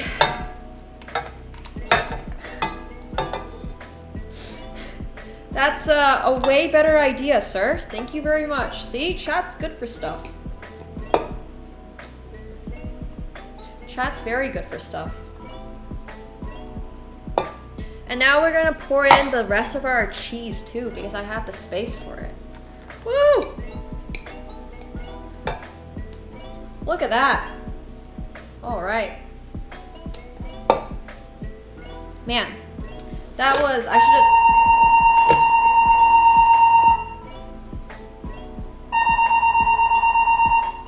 Attention. Attention. May I have your attention, please? The fire department has arrived at the building and is investigating the cause of the alarm. All elevator service is still suspended at this time. Please stand by for further announcements. Attention.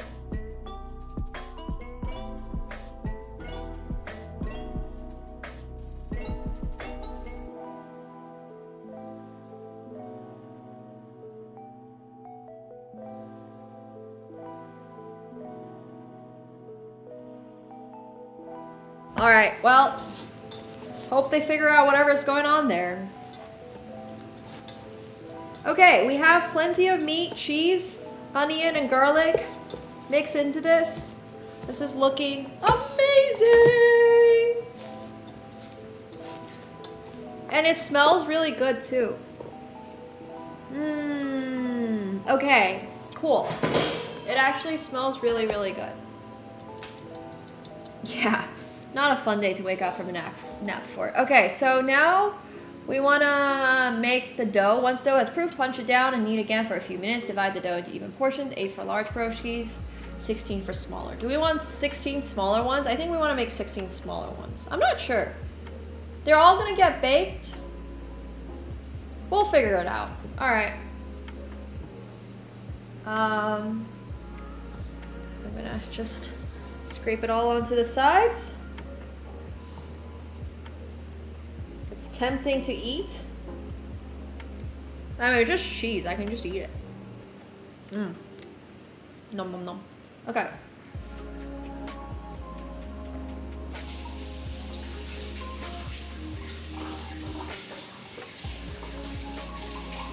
Alright, cool. Let's see how big the dough looks. I agree.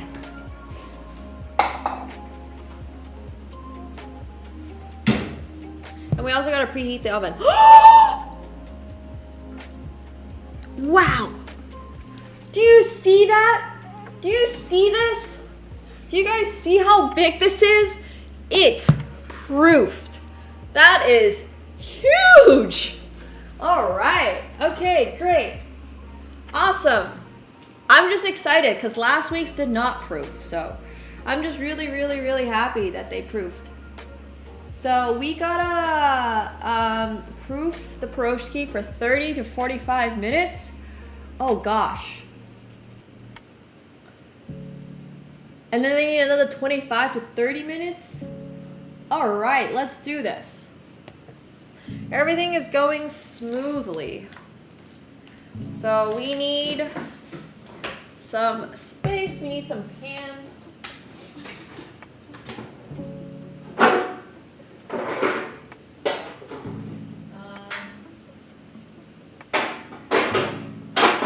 Okay. So we're gonna use these pans. I'm gonna move this cutting board. And it's gonna go over here. So, for these, we're gonna need to punch it down. Once dough has proof, we gotta punch it down first and then knead. Okay. And then we gotta proof it again. Divide the dough into even portions, 8. Roll each piece of dough into a circle about 6 inches in size. I have no idea what that is. Add a generous amount of filling to the center. Bring the dough up and around. Press the dough to seal the filling. Seal the filling inside. So we're basically gonna make like dumpling. Oh, it's so great. Wow, it's so like smooth. And then we're gonna need to place the piroshkis seam side up onto baking sheets lined with parchment paper. I do not have parchment paper still. And then we gotta make an egg wash, and then we gotta proof it again for 30 to 45 minutes. Wow. Okay, cool. I mean, the dough feels great. It's like so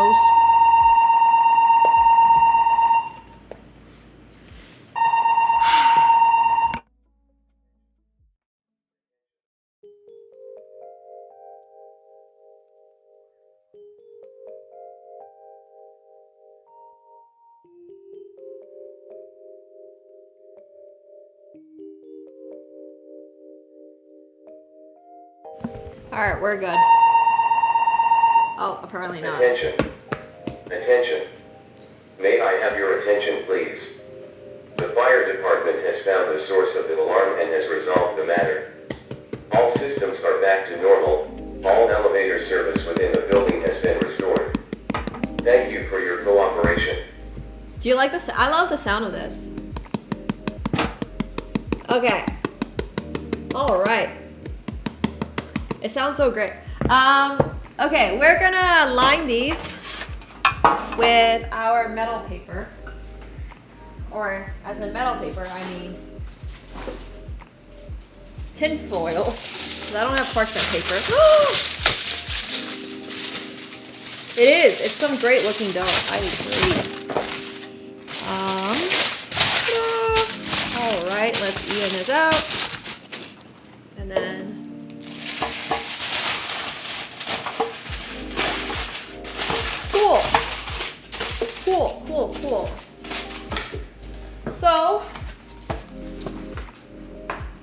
Life is good. We have functioning dough. I'm really happy about that.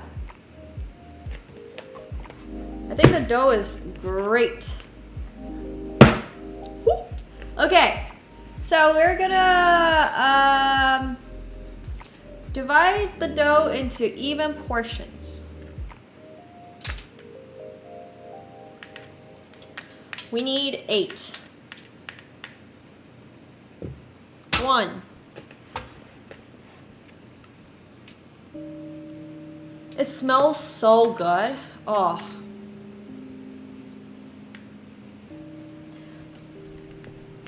2. There's gonna be 4 on each. Man, look at how puffy it looks. Oh shit, I should have just half and halved it. You know what? Chat, this is why you guys do the cooking and I do the chess and pokering. Seems like a even trade to me, because now this looks like it's gonna be way too much for the rest. Oh my god, okay, this was a mistake.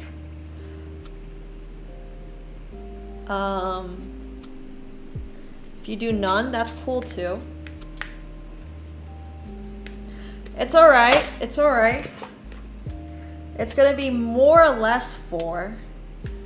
It's gonna be... I'm making Piroshkis right now. Joulutorttus are to come. They're currently defrosting. And then we have huge ones. Okay, these are a little too big. I'm gonna have to make these into balls. Hey Kaze, thanks so much for the tier 1. Welcome back to your 13th month. Thank you, thank you. A full year, over a year. All right. This is still a little big. This one gets added. Cooking stream. The usual. Okay, these are more or less 8 and 8. So, I mean 4 and 4. I might need this later. I don't think I do. It looks great. So now what we're gonna do is roll each dough into a circle about 6 inches in size. Add a generous amount of filling. So I just wanna... These are... Yeah. Well, once again, I don't really know what 6 inches is. But I feel like I should get a rolling pin out. All right, you know what I'm gonna do? I'm gonna get a plate. No, I wanna use my cutting board. Oh, I'm not gonna use this onion. I'll just keep it in here in case.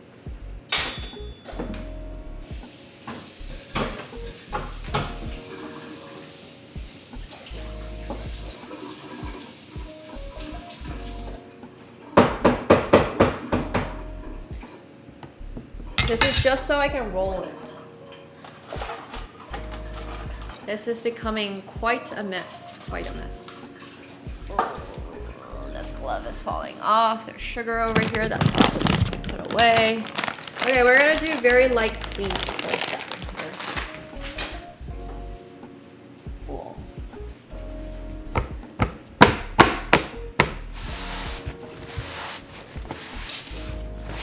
All right. That's dry. And then I'm gonna sprinkle a little bit of flour onto it as well.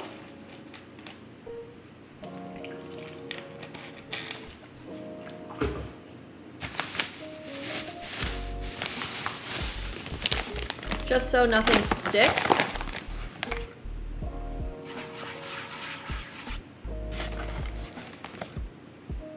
This reminds me of when I used to do pole vaulting and I would put it on my hands so that I could grip the literal pole a little better. That sounds so wrong. Also put a little too much flour on this. Now that should be good. Everything right now just sounds inappropriate for no reason at all. Okay, here we go. So I do have a rolling pin.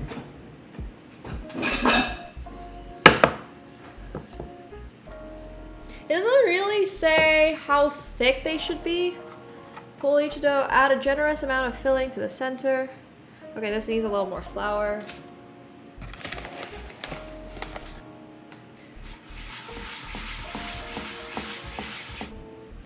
What didn't I used to do? You never used to be happy. But anyways, that's a different story. Okay, 15 centimeters. 15 centimeters is about the length of that knife. Maybe a little less. It's all right. It's okay. Sometimes that's just how it goes. I have never seen King Arthur flour. The Robin Hood flour has been around for so long. I even used to use that in Finland. Can you guys see the dough? Yeah, you guys can see the dough. Okay. Sometimes this does not look like 6 inches.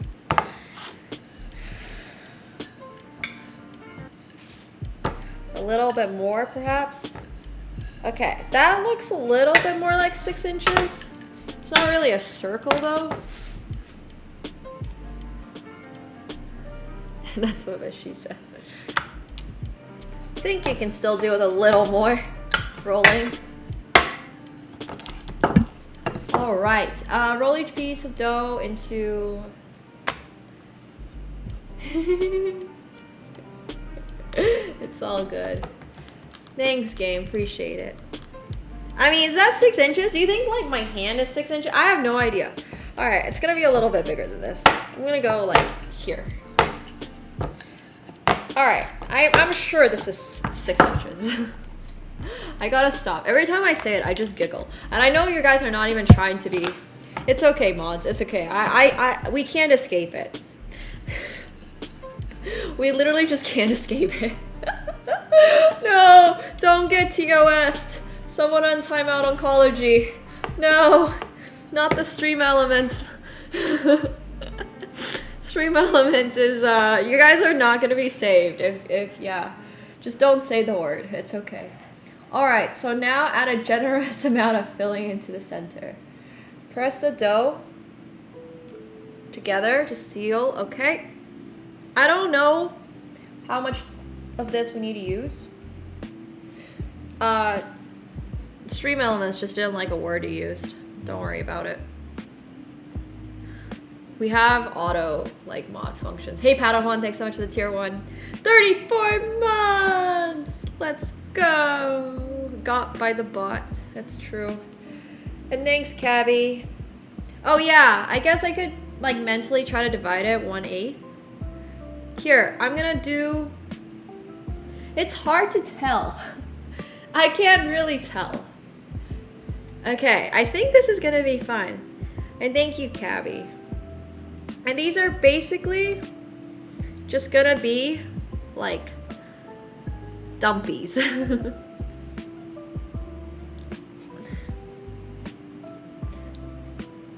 Oh my god. Okay, we are gonna give them a little bit of that wave so that they don't look as. Alright. You know what? The first one is always gonna look a little like this. I'm not gonna be making any Ukrainian grandmas proud right now, but it's gonna it's gonna work for now. It's gonna work. Cooking is, yeah, I think that's fine. Okay, it's what's inside that counts, exactly. So we gotta place Piroshki into baking. Oh, I need to egg wash them after. All right, cool. Can I ship? I wish. There's gonna be an egg wash. There's always an egg wash, I feel like. Yeah, it's gonna taste the same once it hits the tummy. Exactly. That being said though, in my mind, whenever I make food, I still try to make it aesthetic because it's not a 0% chance that one day I'll be like casted for MasterChef Canada or something and they'll be like my big breakthrough. And I want to be ready for that day, you know? Like presentation matters a lot in food, let's be honest. There's a reason why there's so much food waste, unfortunately, like when it comes to fruits and stuff, because people, especially Western consumers, really only want the prettiest stuff, which is very sad because an ugly apple is going to taste the same as a pretty apple, but at the very end of the day, people do really care about aesthetics. So I do try to make stuff look good. I think last week's, you'll see the Joulutorttus are going to be gorgeous because they're quite easy to make, actually. But Joulutorttu is going to be my aesthetic thing. These are going to be a little bit more, yeah. No, food competition shows judge dishing, like plating, so heavily. If your plating looks like it's from the 90s, they're going to tell you. The amount of time I've seen someone like try to sprinkle leaves or something around their plate, I'm like, don't do that, don't do that, don't do it. And then they do it, and yeah, guess what they comment on? They're like, oh, your plating looks like it was done by my grandma. I'm joking. But anyways. Or edible flowers, yeah. You have to make sure when you're plating, everything on your dish is edible. Because otherwise, they're gonna dock points. And that's happened. I literally see this happen all the time.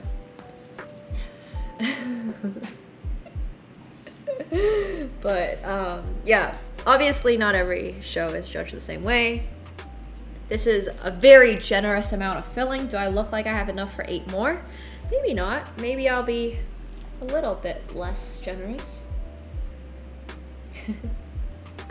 That's great though, Crooked. Same for my like family in China. On one side of my grandparents, they are extreme, like they're farmers, and they don't let anything go to waste. Everything, if it can't be eaten, gets turned into like wood for the fire that they used to cook on. Yeah, they cook on actual fire, not because like it's a hip thing to do, but that's what they've done. They used to use straw, and now obviously they're able to afford gasoline. But yeah, it's pretty interesting going back there. They are extremely, extremely resourceful because that's what that era of China called for. But anyways, it's taught me an appreciation for... I am so not picky about my fruits. I'm really not that picky. If my banana is a little bruised, I just don't care that much. If my apples has a little bruise on it, it's fine. But I do think that is a really big problem for the West, where only the prettiest stuff gets put into our supermarkets anyways. But there we go, we have our second one. Yeah.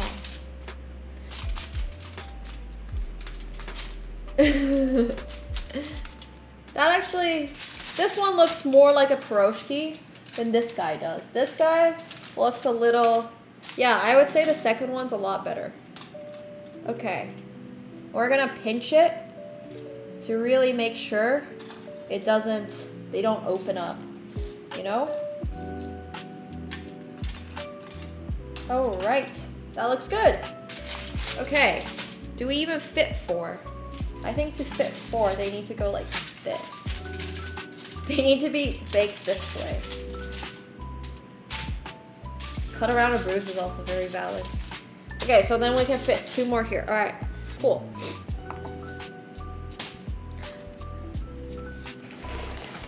This is a great dough. I think this dough is perfect. It's looking like it's gonna be good. And also I'll have to clean the floor later, but that's all right. Also, I think these are gonna take a little while. So how's my other dough thing looking? Still 1 hour and 30 to go. Okay, we'll have a little downtime in the middle, but we'll clean up and chat and stuff. And I gotta preheat the oven. That's the other thing I gotta do. And then I also have to figure out, Joulutorttu doesn't really have a recipe, but I gotta figure out which jams we're gonna use. I have 3 jams right now. 3. Okay, that looks like it's about 6 inches. We're getting better at this. I actually, for once, am streaming on my laptop. So I need to make sure I use half of this filling. Does this look like about half the filling has been used, guys? Almost half the filling has been used? Okay. I'm just gonna, like, divide this up. That's over 6. I'm just gonna, like, quickly go in here and just put together 5 big clumps to make sure that I got enough for the rest. Okay, this looks perfect. This looks like 1, 2, 3, 4, 5. Okay, yeah, this is fine. This is fine. Yeah, that looks like 5. That looks good enough for 5. Okay. I'm gonna put a little bit of this back.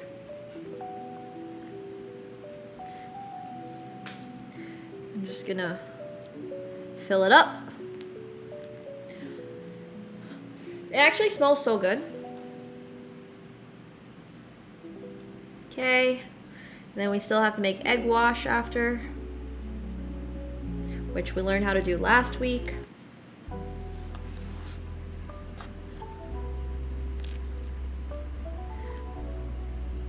Yeah, this was definitely a little bigger than 6 inches. But that's okay. It's alright. This looks great. I mean, I hope they bake. I hope they are going to taste as good as they look. Because right now, they look pretty decent. But I do hope that they don't open up in the oven and they're gonna just be like splooge out.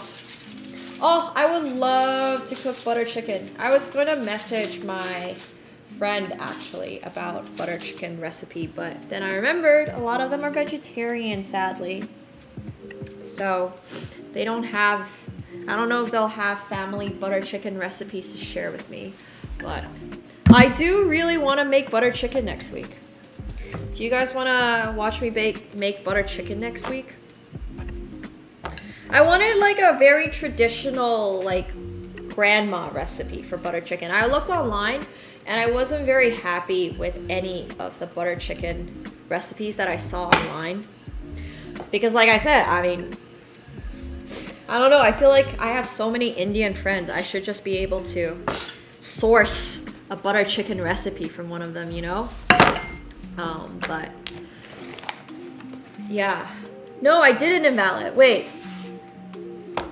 I gotta check that out. Did you put it in clips and memes or? Yeah. Exactly. My favorite butter chicken place changed their recipe, so I'm mad. It is a lot of ingredients. It is. It's true. Maybe that can be the, when I move, maybe that will be the first stream we do at the new place. That can be our home warming recipe. Oh, I actually haven't been to the host. I didn't love the host. Okay. That looks like it's about good. Good grandma butter chicken, yeah. I don't know. I've never made paratha before. I've never made any of that stuff before, obviously. 1, 2, 3, and 4. Okay, that looks like 4. I'm happy with that. All right.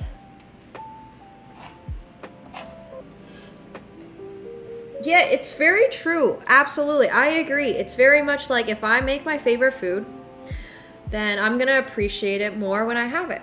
And also I'll know like, oh, if I'm able to make this, it's probably not a great butter chicken, you know? So I think that's another reason why I really wanna make it. Cause I gotta tell you, I had this spot I've been to for the last 5 years and I've been like dedicated to it and I've been in their top 2% of Uber Eats customers and I probably get their butter chicken like 17 times a year. So more than once a month, about once every other week. And they changed their recipe and I have been devastated. I've literally been devastated. There are times when I would literally like look forward to the end of my poker session, be like, all right, now I get to have some butter chicken, and now they changed their recipe, and I can't.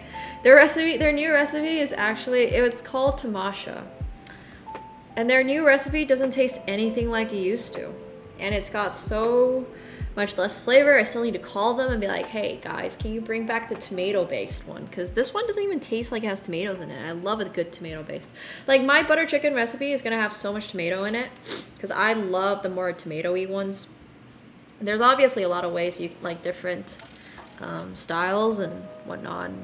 That's also why, like, there's also like tikka masala, there's vindaloo, there's a whole bunch of different types of just that genre, I guess. But yeah. Oh, that sounds great and valid. I love that. Record the call for content? Yeah, they'll be like, what are you talking about? Okay, so 4 more. There's so many different curry bases. Use 35% cream. Okay. Man, I'm gonna make it. You know what's gonna happen once I make my first ever butter chicken? I'm gonna realize how much butter goes into it. I know it has the name butter in it, so I know they're using like a lot of butter and cream, but I'm gonna make it and I'm gonna be like, well, I should not have been having 17 of these in a year type scenarios.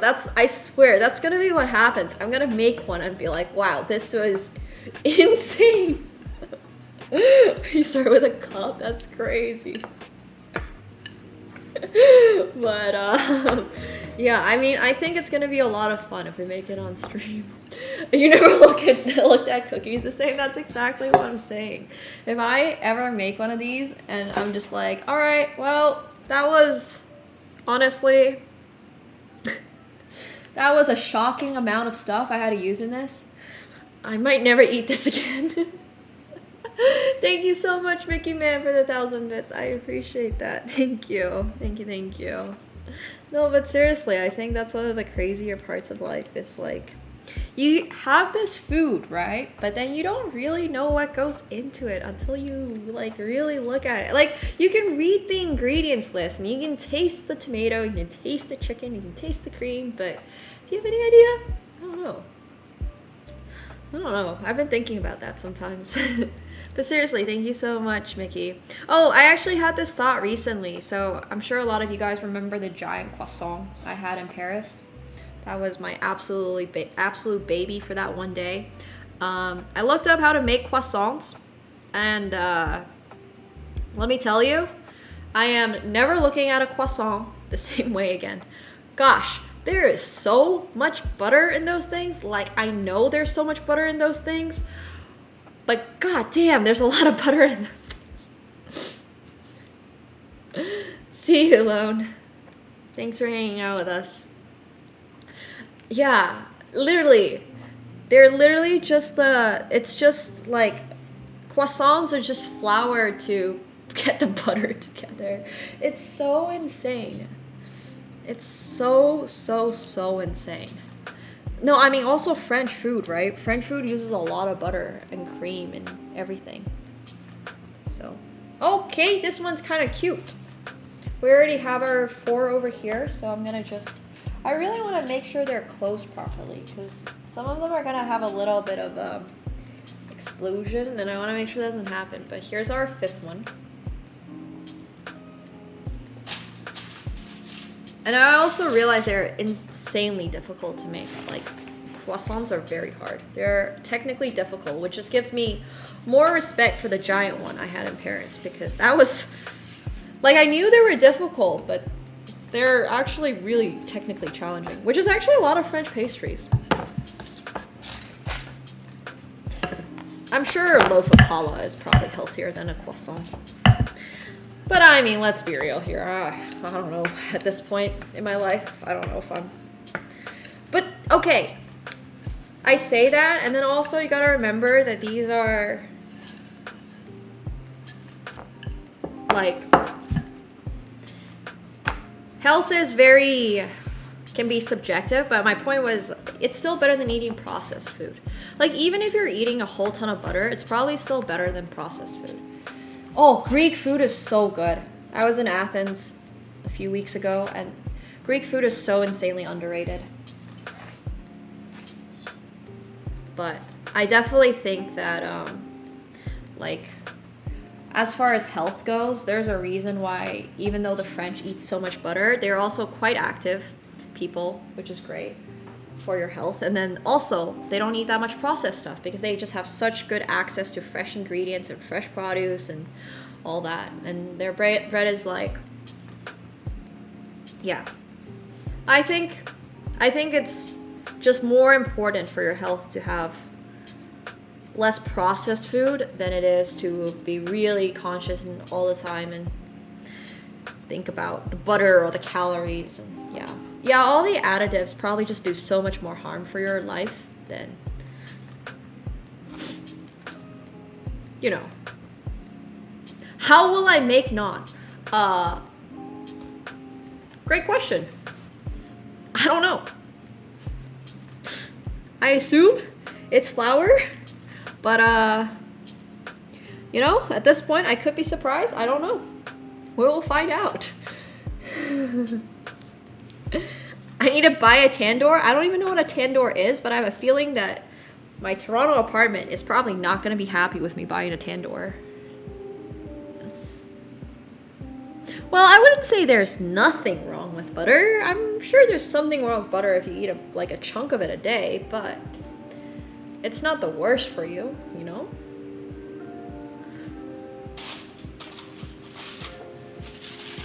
All right, we got 2 more, and then we're gonna egg wash them, and then we're gonna... Naan can only be cooked in a tandoor? Oh, God. Look, this place still has excellent naan. I got nothing against their naan recipe. I'll just order their naan, and I'll make my butter chicken myself. How about that? Eat lard instead. Yeah, exactly. I agree. Nothing wrong in moderation. Yes. Yes. Everything in moderation is good.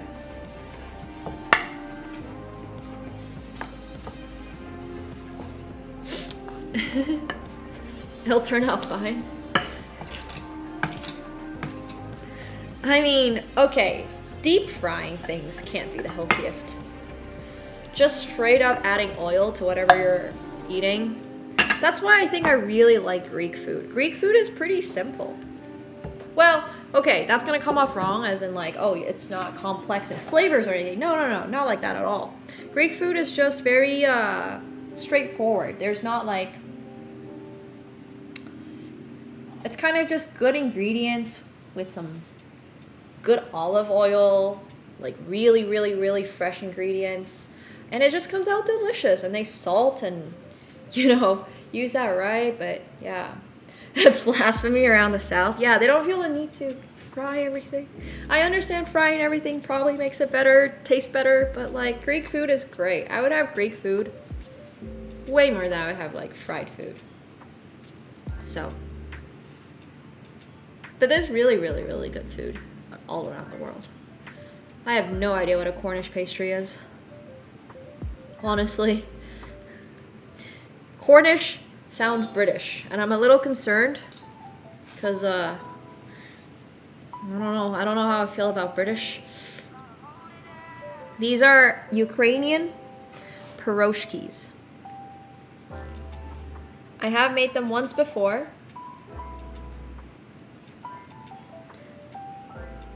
This guy is a little, perhaps, a paste. Interesting. So in the stuffing, we have beef, ground beef. We have onions, cheese, so cheddar mozzarella mix that I bought prepackaged. Yes, I know. And a little bit of garlic. And I'm sure it could have used a little bit more garlic, but I think these will turn out just fine. It's got a lot of cheese. Yeah. These look really good right now. So something I would love to learn to cook for myself is probably just easy everyday things that are super replicable. And the thing is, I know I can probably learn to cook almost anything in the world if I really, really wanted to. It's just a matter of, is it worth the time and effort, you know? I think right now I'm just expanding my reach. Like, I know how to cook a lot of stuff. I know how to cook lamb, or like rack of lamb. I know how to cook a good duck dish. I know how to cook pasta. I know how to, I think what I'm trying to do is just sort of like figure out all these different things. And right now we're sticking with something fairly simple because I think that makes sense. Because really, if you do the math, I bought a rack of lamb. The rack of lamb I made in LA was $70 for that rack of lamb. $70 US for a rack of lamb from the butcher shop. And like, when you add up the price of making the rack of lamb, the fact that I spent a lot of time on it and all that stuff, and then it's like, well, if I go to a restaurant here in Canada, I actually just bought a rack of lamb at a restaurant for, yeah, that one was $90 Canadian. So that was basically less than the price of buying a whole uncooked rack of lamb. They did the cooking for me. They did the seasoning for me. They spent the time on it. So for me, cooking is a little complicated because it's about like, okay, how much time put in, and as well as like ingredient cost really makes this dish make sense. Because sometimes it doesn't make that much sense. There's a lot of really affordable food around in Toronto. One of the great examples is Miss Fu in Chengdu. Miss Fu in Chengdu does $6, buy one, get one free, garlic tofus. Let me tell you, if I bought the ingredient, so there, it's like it's a huge tub of garlic tofu. They're like, it's basic, like it's like this big of a chunk of tofu. And let me tell you, if I bought the ingredients to make that, it would basically be over. Like if I bought that type of tofu and then bought the garlic for it, like, yeah, it's a really good price. So there's like really, really good priced things, which is why I really want to do Worth It Food, the food channel that I was telling you guys about, because food, I think, can be so subjective, but also at the same time, pricing is really important, right? Like we're all fairly we're fairly price sensitive when it comes to stuff like food. And I think that's why I want to like give things a rating based on like worthability. It's like, is this worth it on the worth it scale? So that's what I've been doing. But yeah, you can do !IG if you want to check that out. I've been a little delayed. I shot a bunch, but then I haven't gone through the process of formally releasing them, so it's been a little on the pause, but that's one of my projects. Yeah, for sure, lower cost because it's made at a much larger scale, absolutely. But that's why I think it's so interesting to think about that stuff, because there's definitely times when you get all the ingredients, spend all the time, and it's like, oh, it's so worth it. But now I just mostly cook for, cook is a stretch. I have bags of pierogies in my freezer that I get from a Ukrainian place at St. Lawrence Market. So for those of you who don't know, St. Lawrence Market is it's super cute. It's really rustic. It's quite old, like literally old. Old for Canada, obviously not old for like Poland. Bet your grandma's bakery up the street is like, 300 years older than the founding of Canada. But anyways, St. Lawrence Market is great. And they have very like specific, what's it called? Like little stalls from different, like they're all family owned basically. Like it's not owned by a big corporation. So they're all like family owned. There's like a Ukrainian bakery in the middle. There's Ukrainian like pierogi shop underneath. But anyways, let me coat these and I'll show you guys all that actually. Yeah, it's like, exactly, they're old school markets. So, oh, that's so cute, Alan. Yeah. No, I think it's great. I think keeping the tradition of cooking alive is very real. But also in this day and age, there's a reason why Uber Eats is so popular, and there's a reason why food delivery is so popular. And it's because people are now busier than ever and trying to do this, and this, and maybe they have a family, and maybe they are like, working 9 to 9 and all that stuff. So it makes it a little harder for people to necessarily have the time to just cook, or like being a traditional housewife is a lot less appealing to people, and also like, it's not so necessary anymore because you can just get food easier. So I think it's really interesting. I think all that stuff is fascinating. But yeah, Right, exactly. That's kind of the trade-off, right? Like, for me, it's just about doing the math. Like, does this make sense? And sometimes, absolutely, it makes sense for me to just boil a bag of pierogies, which I do. I'll show you guys the pierogies. They're great. Or like a bag of dumplings. I have dumplings as well. I pan fry those. I have, I get bread and I make like little sandwiches, which isn't really cooking, once again. Don't get me wrong, but the act of preparing food, I guess.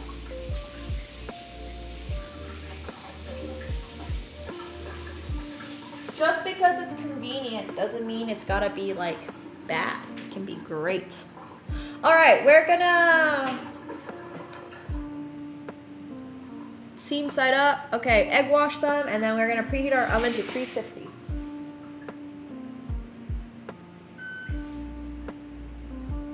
Okay, set to 350. Once the piroshki have proof. Okay, so we gotta egg wash.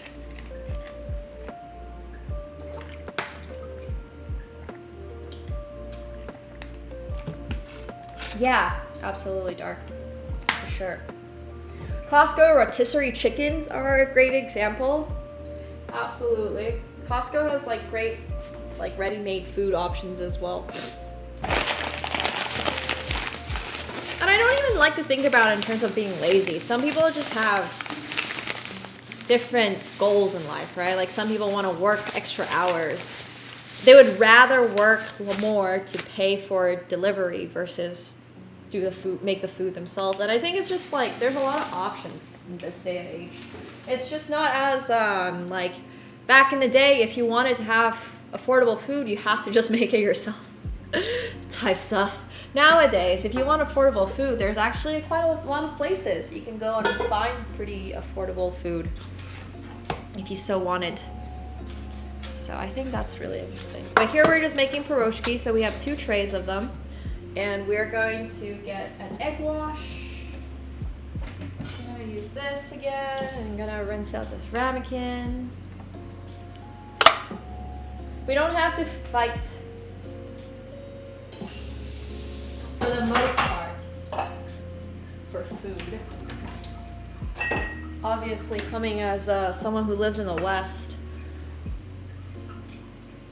Okay, so 1 large egg for the... It's just 1 egg, right? Okay. Yeah, just an egg wash. Cool. Just 1. All right. I hope so. There's a lot of stuff I want to make. Like a lot. So...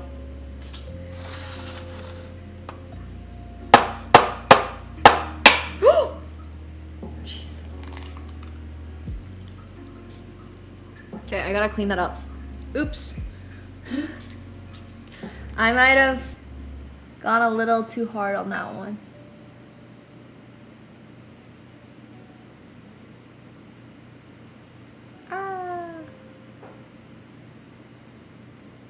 All right.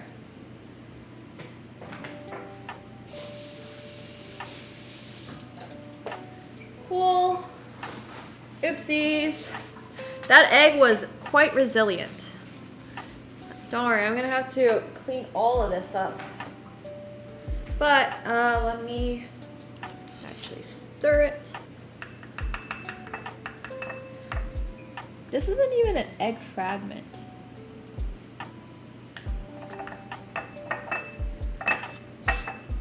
All right, there we go. Just gonna break the yolk with this chopstick was maybe not the best idea I've ever had. Oops.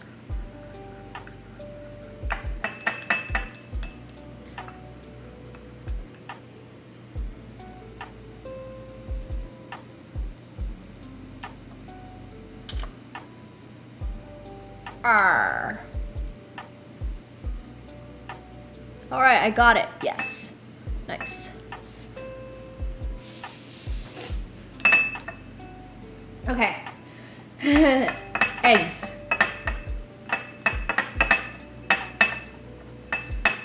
$4.30. Is that Canadian or US? Eggs are currently, I think, the cheapest ones, which are actually Actually, I think these are the cheapest ones. They're $3.50 Canadian at the grocery store. Sorry, I know this looks terrible, but it's getting the job done, so. Wow, that's expensive. Those are like LA prices. LA had some expensive eggs. All right, we're gonna egg wash these up.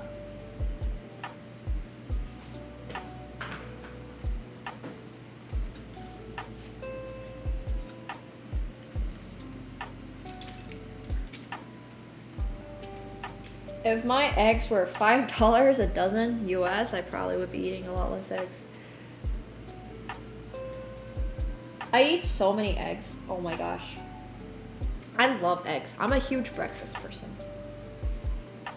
Yeah, this is very exciting. They're gonna need to proof a little bit more. So I'm not actually sure about the best ways to do that. Because now I am using the oven to preheat, which it needs to. 30 cents? What? The pros of living in Toronto is that it's cheaper than living in a lot of the areas I want to live in the US. The cons of living in Toronto is that it is still very expensive sometimes to live in Toronto. Right now it's okay. Right now prices have gone down a bit. But when I was here for college, it was actually, no, I mean, I don't eat breakfast, like basically ever, but I really enjoy breakfast foods. Like I love a good English breakfast. Honestly, the only meal coming out of England that's acceptable. Sorry. But, I do really like eggs. I love eggs. I love egg benedicts. I love avocado toast. I love, you know, smoked salmon. I love omelets. I love, yeah. Ooh, I think Toronto has my favorite Asian restaurant in all of North America. It's called Dilo. It's really, really good. They do insane dishes. They're really fun and they treat you very well. So if you ever want to give them a try, Dilo in Toronto is excellent. I like scrambled eggs. Yeah, I do like scrambled eggs. Scrambled eggs are fun. I don't know what this is. I'm gonna take it out. It's not hard or anything. Alright, well. I think it's just little pieces of the minced meat that escaped the dough. That's like maybe stuck. Yeah, you got it right. Dilo. D-A-I-L-O. Yes. So Dilo is Asian fusion, as they like to call it, but it's honestly, they just make good food. They just make really good food. And yeah, good food's good food. I have had Hong Kong style breakfast when I was in Singapore. I don't like it as much as Western egg style breakfast though. I really just enjoy like a good, maybe even egg toast type, like a brioche bun type. I would definitely say I'm mostly a Western egg enjoyer. All right, we have them done. Let's, I can put the towel over these four. They're huge. These are huge. Kind of love them. And then we're gonna just put this to the side. Okay. So they need to proof for 30 to 45 minutes. All right, so I have this on 1 more hour, so we just need 30 minutes. Okay.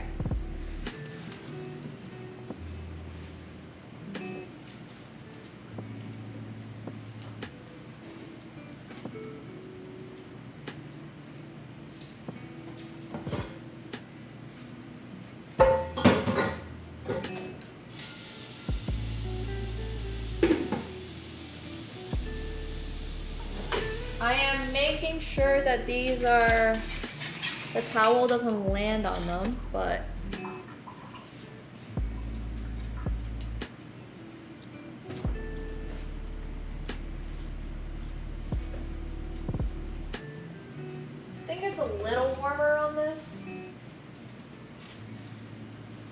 I'm gonna put it here. And then I don't have anything to cover this with. Do you guys think it needs to be covered? It's probably gonna be okay, right? French toast with challah. Yeah, even when I go to get a shakshuka, the shakshuka I get comes with an egg on it, like in it. And I love like a poached egg. A good poached egg is just so good. So, okay, it's okay. All right. All right, we'll just keep them over there. And then we got an hour on our pastry over here still. So this is what we're gonna be making Joulutorttu with, which is a very Finnish thing. But those need 30 and these need an hour. So for now, first of all, I've got to charge my phone. Secondly, let's actually figure out how we make Joulutorttu specifically. I'm not actually sure. I'm not entirely certain. Okay, so Joulutorttu. So Joulu means Christmas in Finnish, and torttu means tart, or like it means pie. I guess it means pie specifically. No, I think it specifically means tart, because I'm pretty sure there's another Finnish word for pie, and I'm not sure what it is right now, but I'm pretty sure. So anyways, Joulutorttu. And let's see. Well, this wants me to use ricotta cheese. Yeah, we're not using ricotta cheese. Oh, let me show you guys my jam. I just want to see how long it needs in the... Yeah, we're now making our own dough. 425. Wow, 425 is a lot. Okay. So I don't have plum jam because when I was living in Finland, I didn't understand. Okay, somebody, Finnish people. How many Finns do we have here? I hope we have at least 2 so I can get 2 different opinions. But, okay, hear me out. Why the frick do we use plum jam on Joulutorttu when Finland is not known for its export of plums? No, but seriously, explain this to me. Why is it not blueberry jam? Why is it not raspberry jam? Why is it not strawberry jam? You know, strawberries, blueberries, raspberries are things I used to pick every single summer off like the little bush things with like the scooper in like the forest. But I never once went plum picking. So I never understood, even when I was living in Finland, why plum jam was like the most popular jam to put on Joulutorttu. No, I'm actually serious. Like, really? Do you guys does Finland make their own plum jam? I'm actually not certain. Where I was growing up in I was growing up pretty north actually, so there wasn't that much plum. Yeah, marmalade makes so much more sense to me. I didn't know Finland even had like a plum export. I mean, they don't need to export it, but I didn't see plums growing up where I was. The only like bushes that we ever had were, or like only fruit we had were strawberries, raspberries, blueberries, lingonberries, gooseberries, cranberries. How can I forget cranberries? You had a plum tree at home? Oh, that's cute. Wait, are you Finnish? And there's there's apple jam, yeah. But let me show you the jams I have.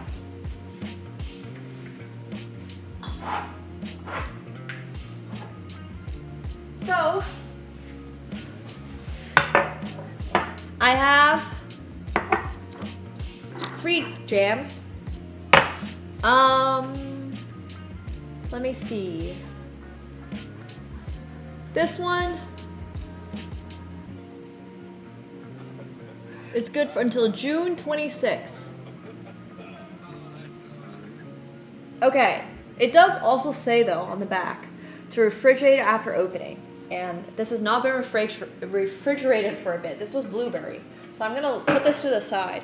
I'm pretty sure it's gonna be okay because it's literally just sugar, but the Piroshkis? No, they should be okay. This one is raspberry and this one is blackberry. So I was gonna make 6. No, this makes more than 6. This makes 9. This makes, wait. Yeah, this makes 9. They're gonna be small, so I'm gonna make 9 of them. So we're gonna make 9, and we're gonna do, oh, how about this? We do 3 blackberry, 3 raspberry, and 3 mixed. I think that's a great idea. I think doing 3 mixed is a lot of fun. Okay, we have it, guys. All right. I have the idea. It's a concept. Yeah, these are gonna be snack-sized joulutorttus because they're pretty easy to bake. So I don't want to make too many and then have them kind of just sit in the fridge. Instead, I'm just gonna make 9, and then, you know, if I want some tomorrow, I can just get the pastry dough out and just have it chill for a bit, literally out. But yeah, here we have the pastry dough still wrapped up. Yes, the bilberries. The blueberries we have in Finland, Norway, and Sweden are bilberries, not the gigantic. You guys have these gigantic berries here in North America that I never really understood, but should be good. Okay, cool. Let me.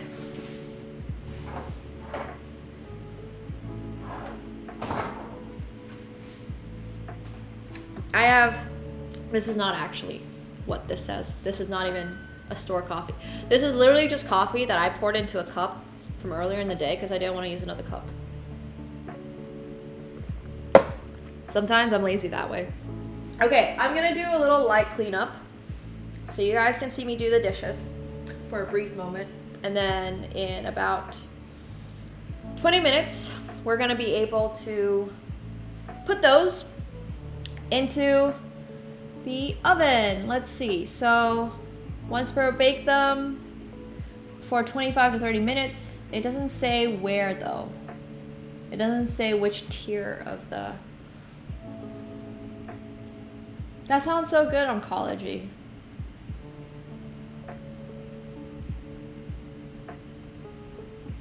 Yeah, we're not deep frying, so. I did, the oven's fully preheated. I actually used the dishwasher, yeah. Okay, wait. Bake them for 25 to 30 minutes, depending on the size. All right, I mean, that's all it says. It doesn't say anything else. It does not say anything else. It does not say on which rack of the oven I use it on. None of that is mentioned.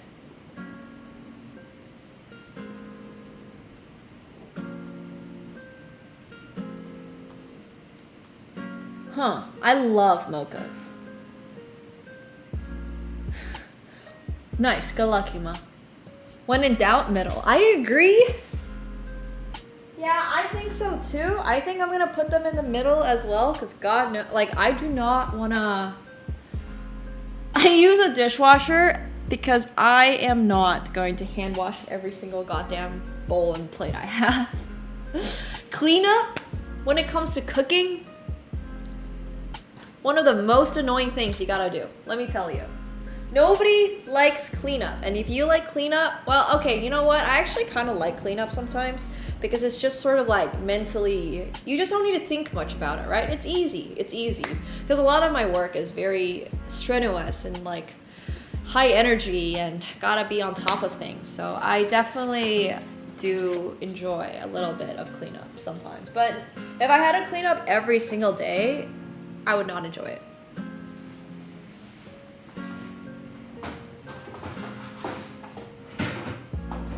I think that's the biggest thing for me. Like, as long as I don't have to do it every day, it's fine. It's okay. Yeah. It definitely can feel rewarding, but not every day. So. All right. You'll see me frolic around the kitchen a little.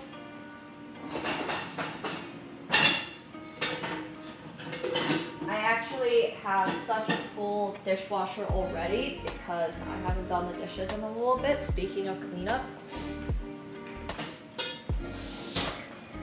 And the other problem is I have a cat, so I gotta clean out his food bowl every single day. So that also like increases the amount of dishes I gotta do. Anyways, you hand wash everything. Do you like not have a dishwasher or you just prefer doing that?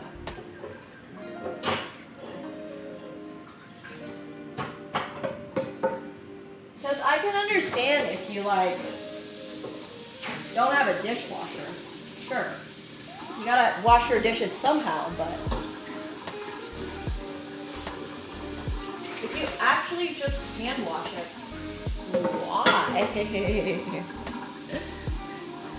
My Tupperware storage, you guys are crazy. Washing dishes made you miserable? Yeah. I'm very lucky my apartment comes with a dishwasher.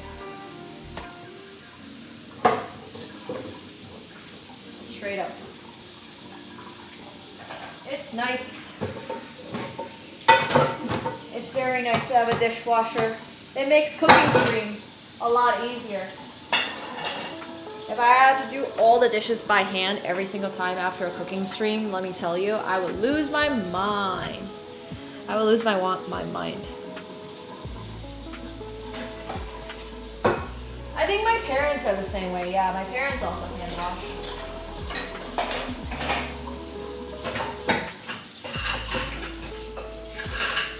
There is a lot of stuff in this sink, and it's time. I'm gonna have to do literally 2 loads of dishes. I'd rather clean your toilet every day? That's crazy. Some of you guys are actually wild. Some of you guys are wild. What the heck? Cleaning the toilet is my least favorite activity, by far. No, thank you.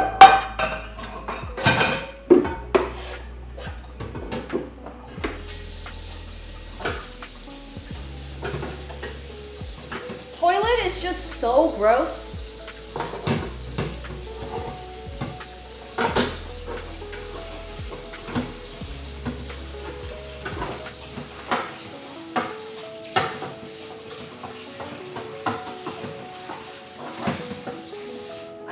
I do not understand people that like enjoy or would rather, I guess, clean their toilet than. Yeah, I mean, you gotta clean it, you gotta do it, but like, I'm not, You can tell a lot by a man's toilet. Oh God. That's unfortunate. Alright, I don't know.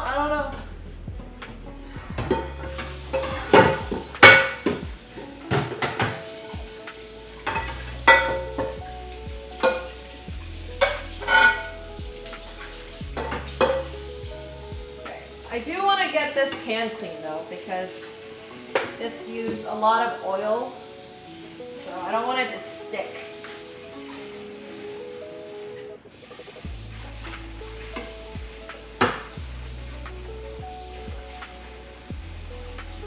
I just want to make sure things are clean.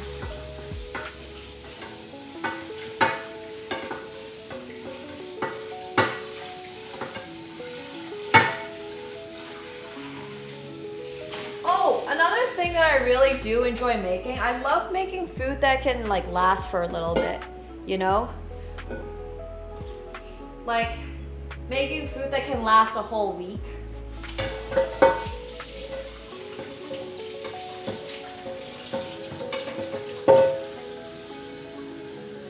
Makes it feel really rewarding.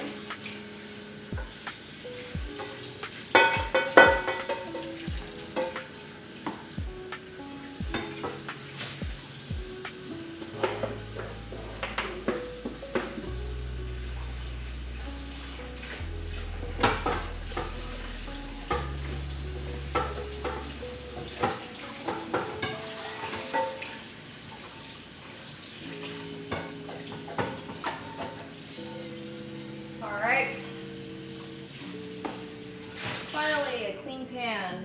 Yay.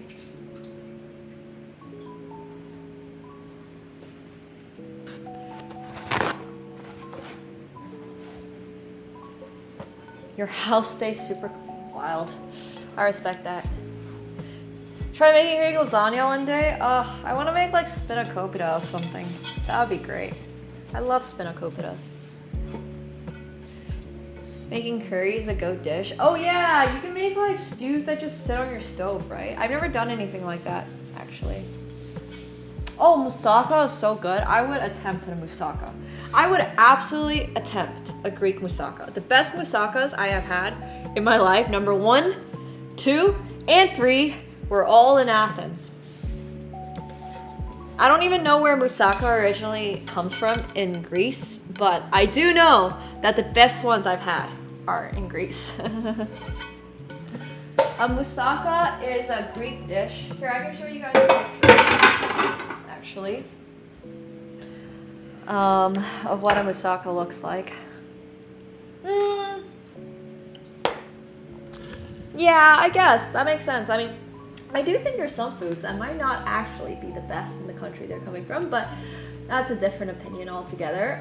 Let me show you though what moussaka looks like. I don't know. I know Americans think that they have the best beef burger in the world, but I'm not sure. I'm not sure. The best pizza I've ever had is in Italy. I have had the best. My favorite pizza is definitely a fresh Italian one. So this is a moussaka. Let me put that over here. So here, if you guys can see, there is a layer of like minced meat. I don't actually exactly know what it is. I assume it's going to be beef.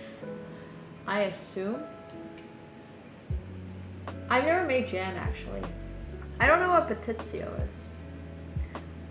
So underneath that is a layer of potato, and there's a layer of eggplant on top of the meat. So maybe this one is a better example. This one is really defined. I don't like my moussaka when it's clearly defined. I like it when it's a little bit more like this. But this is less good for educational purposes. So here you can see, it's almost like a lasagna, but it's a little better. It's actually a lot better. I would take a moussaka over a lasagna any day. Any day. Like, no chance would I take a lasagna over this. And then you have like a layer of eggplant. So here's potato, minced meat, eggplant, and then cheese, bechamel. Bechamel is a very, very creamy, it's fairly light as far as cheeses go, and it's absolutely, absolutely delicious. This one is vegan. What the heck? Okay, maybe that's why it looks terrible. Sorry. Moussaka, not exactly what I would think of as a vegan dish to replicate. There's a lot of good vegan dishes out there, don't get me wrong, but like a vegan moussaka just is counterproductive, you know? Like, that's one of the problems I think I have with a lot of, what do you call it? Like, this type of, like, vegan food is fine. I have nothing against vegan food, but there's no reason to really make it so. Don't take a moussaka and turn it vegan. There's a lot of things that are better vegan. Like, you can just make a just come up with an original vegan dish. Moussaka has minced meat in it. It just needs to, and it needs to have cheese because it needs to. It's a moussaka. Vegetarian, I understand though. Vegetarian, you put cheese, yeah. Like, look at that. Look at how beautiful it is. Okay, I kind of want to make Greek food next week. So, eggplant, meat sauce, bechamel, and then you gotta layer it up. Oh my god. Beef or lamb? Okay, beef or lamb. Wow. This looks beautiful. I would make this. Except it looks very hard to make, so I don't know if I can make it. But, okay, so layering, you put eggplant. and then you put meat, and then you put eggplant, and then you put breadcrumbs. Wait, this one doesn't have potatoes. Wait, the ones that I had that were truly exceptional in Greece all had potato. We're not doing this one. No, it's gotta have potato. It's like scalloped potatoes at the bottom that are truly exceptional. Outrageously delicious Greek moussaka. Okay, let's see if this one uses potato. Yeah, okay, this one uses potato. Okay. This would be really cool. It does, but it's way better than a lasagna. Trust me. It's way, way, way, way better. We're not gonna use zucchini, only eggplant. We do not need to dabble. Yeah, okay, this makes a lot more sense. See, this one uses potato. So I would do potato, eggplant, meat sauce, eggplant, bechamel sauce. Scrap that zucchini. We don't need zucchini in it. Yeah, okay, I think this is the one that I would make. Oh, this looks so complicated. Oh, but this looks so good. This looks so good. Okay. And I think I even have the right type of pan for this.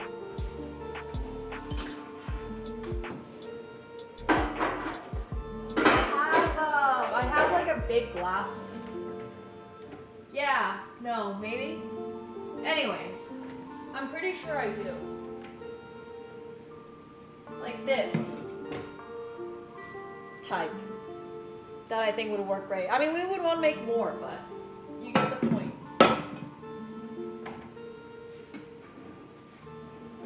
Yeah, so I think that's what I want to make. It looks so good. Oh, I know there's a lot of different preferences on pizzas and stuff. I think New York pizza is very... Actually, you know what? I take it back. Chicago, like a deep dish style pizza is my least favorite, okay? Deep dish, my absolute least favorite. For the moussaka, sure. I do not enjoy deep dish pizzas. New York, it's okay. It's all right.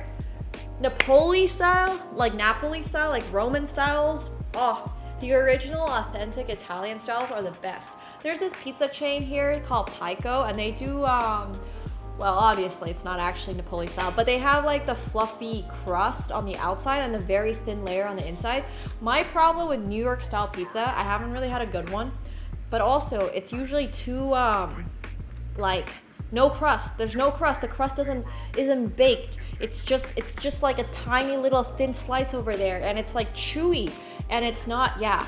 But anyways, I really prefer, I'm gonna have deep dish now in protest. That's funny. Napoli style, peak favorite. Yeah, I like having it soft and doughy on the crust. If it's not soft and doughy on the crust, it's not great. So wait, let me actually show you guys what I mean. Napoli style pizza. This, Neapolitan, in case anyone was confused. So Pico does like this little fluffy crust, and it's excellent. It's excellent. Tastes like, right, a lot of New York style pizza, especially when it's not done right. Tastes like school pizza, and let me tell you, I've had a lot of school pizza in my life. But yeah, I mean, this is a margarita, but I'm talking about the pizza style of the crust. I'm not talking about what's on the top of it. On top of it is, you can put anything, but like, for example, if you do New York style pizza, and just images, like, look at it. Look at the crust. It's so sad. It looks soggy and sad. I don't like that. I like my pizza on the side, my crust on the side to be puffed up, and for me to be excited about eating it. If I saw this, I'm not excited about eating the crust. That crust is being fed to the New York rats. I'm sorry. If this was the crust on my pizza slice, like, this is better. This is way better. Like, if you're able to get this, it's a lot better. But the problem is a lot of the more like cheap places, I think, do this. We're about to fight. Yeah. But like I said, I'm not a huge fan of this style. Specifically this one though. Like if you do it well, sure, it's gonna be fine. Right? Like just gotta do it well. Yeah. The crust is just not great. The crust is a disgrace for sure. Not a fan of the crust. Trying to think what else there is. Also I need more coffee. Hydration of the dough. See, I have no idea how to make pizza dough. Like no idea at all whatsoever. Genuinely no clue. I have no clue if it's made like, yeah, no clue. I don't know if it's anything, if there's butter in it. Yeah. Not a fan of burnt crust. I actually have nothing against burnt crust. Also, my skirt is like, all right, I need my dress. I'm gonna grab a little more coffee to my cup. And then, how many more minutes are we? It's very easy making pizza dough. I have frozen pizza dough in my freezer from this one time that a store was like, hey, we have leftover pizza dough, would you like it? And I took it because it was free, but looking back on it, I should have known I was never gonna make it.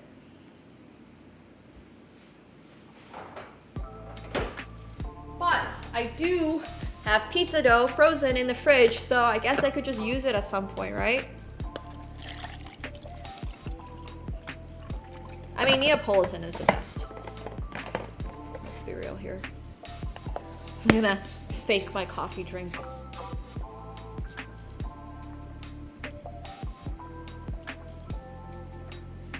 You add Sprite to the pizza dough? That's crazy. Wow. That's insane.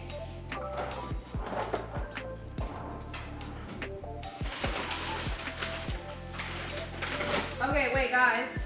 Here it is. Oh God. Packaged April 21st.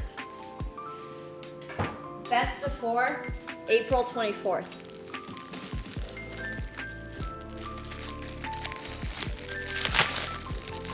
So this is my leftover pizza dough from almost a whole year ago.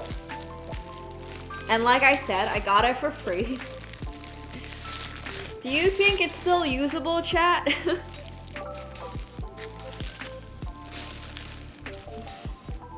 No, but actually. Like, do you... This is, here, I'll show you. It literally says here, April 21st, 2024, April 24th. Hell no. Yeah, literally your old pizza dough. Don't worry, I'm gonna toss it out. I'm not gonna use it. Even if you guys said it was good to use, I'm not gonna use it because it's... Like, I don't know, I don't want to find out what happens if I use it and make it. I'm kind of not in the mood to figure that out. It seems a little scary.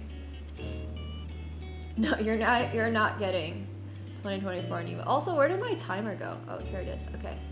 30 minutes. So this has proofed and it can go into the oven. Well, that's exciting. All right. Hey guys, I hope you're ready. We're starting to bake. Oh my God. Wait. Remember that chess set I was talking about that I hoped I had lost?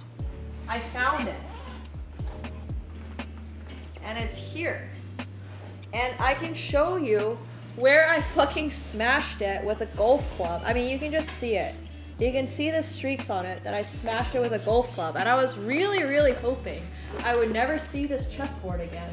But apparently, it's been hiding with my oven pans. So, hell yeah, Padawan. It's gonna go back to hiding with the oven pans, and I'm gonna hope that I never see it again. All right, well. Oh my God. And here are my other oven pans that I've been looking for.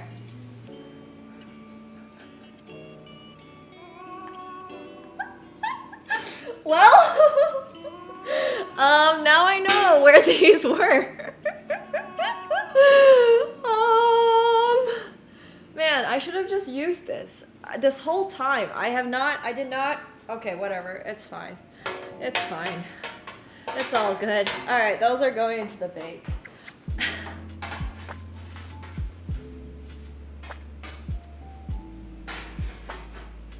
Oh my God. Here's the Starry Night I painted when I was 21. Jeez. Okay, so this is where a bunch of my random art stuff went. But yeah, this is something I painted a long time ago. And I was gonna frame it, and then I never had time to frame it, so I guess I'll frame it when I move to the new place. Thankfully, it's acrylic, so it's not really gonna get, also it's just like art. No, I do want this. I've been putting off framing it. I just haven't had a chance to frame it yet.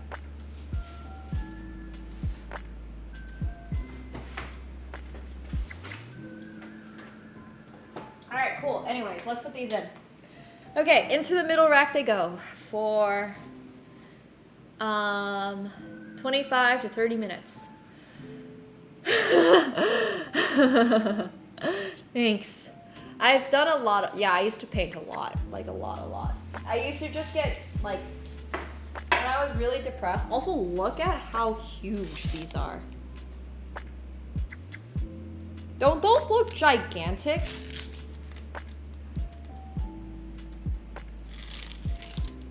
Those look gigantic, right? These are big. Way over 6 inches.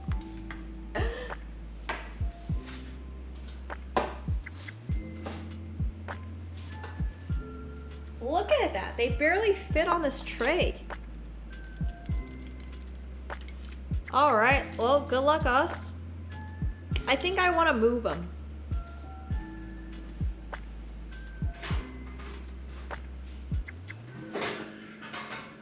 Onto our newly found baking tray. Because, you know, we found it. We might as well as use it. I think one is, these are large. These are quite large.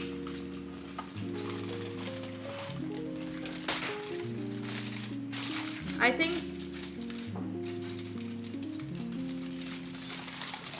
this will possibly bake a little better.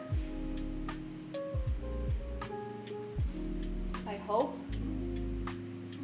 I have a large oven, so I'm gonna try to fit them all on.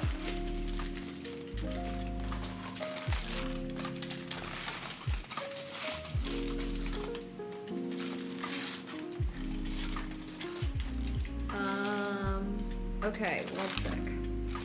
Here, I got this. Whew. They look amazing. Getting them to fit is gonna be quite the struggle, and no, chat, don't say it. I know what you want to say. Don't say it.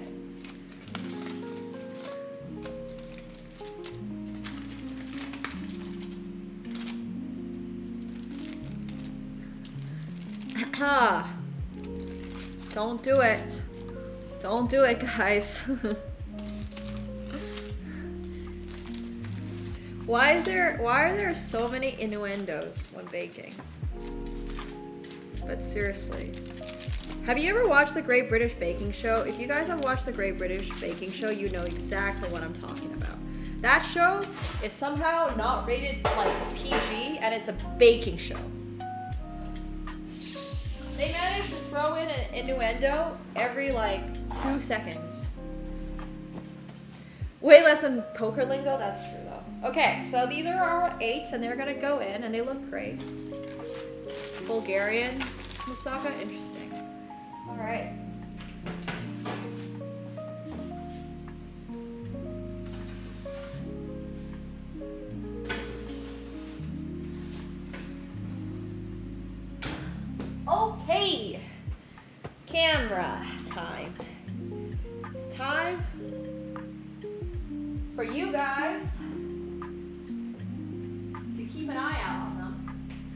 we set a timer for 25, wait, no. Bake them for 25 to 30. So, 25 to 30, let's set a timer. And also, I think these are ready to go. I know it said that these are supposed to be 2 hours defrosted, but look, you don't want it to be too, so what we're gonna do is those need 25 minutes, gosh. So it's basically gonna be perfectly on time. So we're gonna make these now, put them back in the fridge, and then bring them back out to be baked. That's what we're gonna do. Because if we don't, then... Hey, thank you so much for the tier 1. Welcome back to your 3rd month. Indeed, vamos Portugal.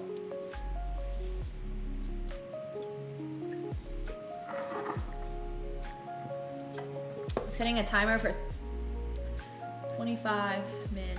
I'm gonna set it on my phone. Okay.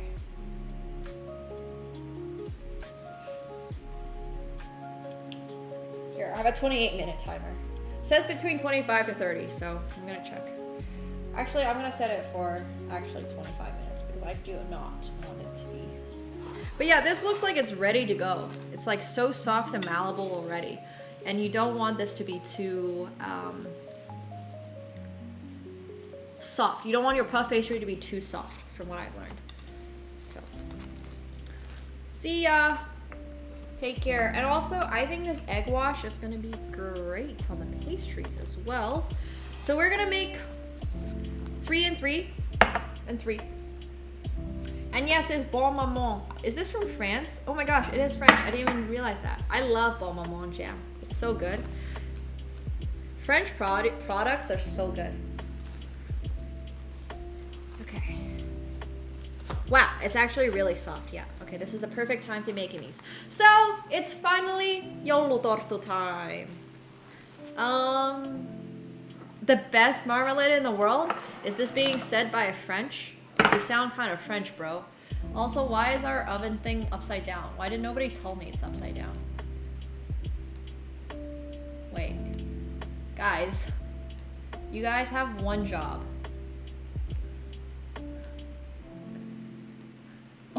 Why did no one tell me that it's upside down?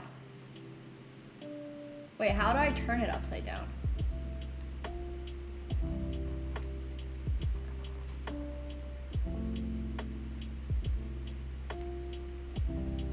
But like, seriously, why did no one tell me they're upside down?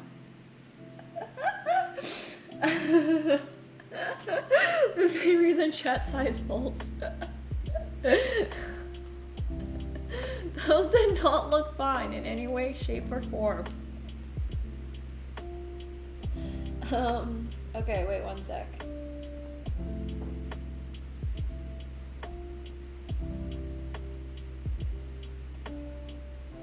Okay, alright, here's, that's crazy. Okay, you prefer them upside down? Love that for you. Thanks for concealing it from me. So we need to make joulutorttu, and these are something that I've been making since I was a little kid. They're very easy to make because you always just buy pre-made puff pastry. I'm not making my pastry on my own. Sorry. And I guess I don't need this for anything. No, I don't think I do. But we do need another plate.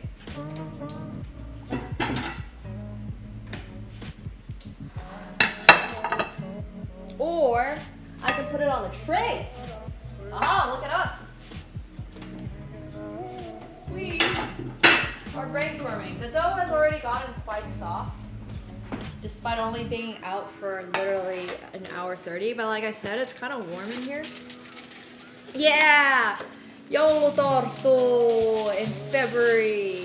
Hell yeah. We love Joulutorttu. Every season is appropriate for Joulutorttu. So, as I mentioned earlier this stream, Joulu means Christmas in Finnish, and torttu means tart. So these are traditionally a tart that you would make during Christmas time. Oh, thanks AJ, appreciate that.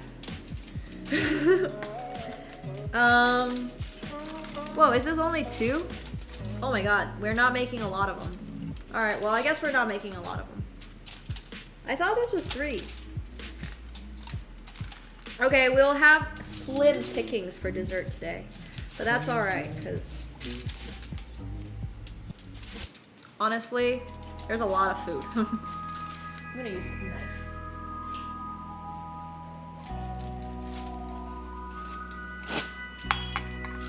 So these are really fun to make because they come in a star shape. And you can see here that I have to somehow divide this into, so this is gonna be 6. We're gonna make 6 today. So it's gonna look like that. I thought this was gonna be 9, but 6 honestly just means that I can have 3 today and 3 tomorrow and then make some more. So no problem.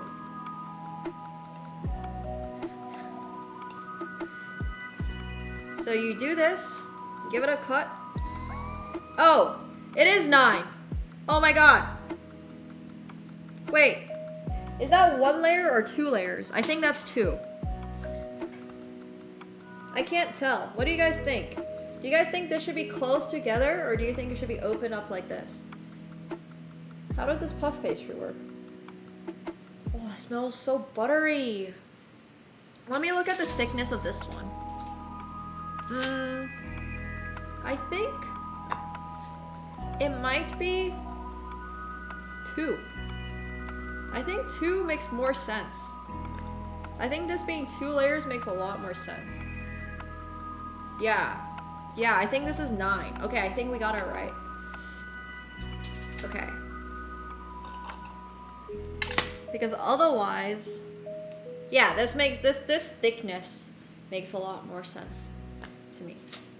Okay. And then we're gonna have to put it back in the fridge anyways, but.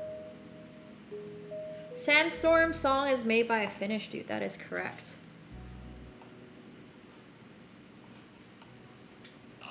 Not a lot of exports coming out of Finland. Gotta rep them when you can. Alright, that looks correct.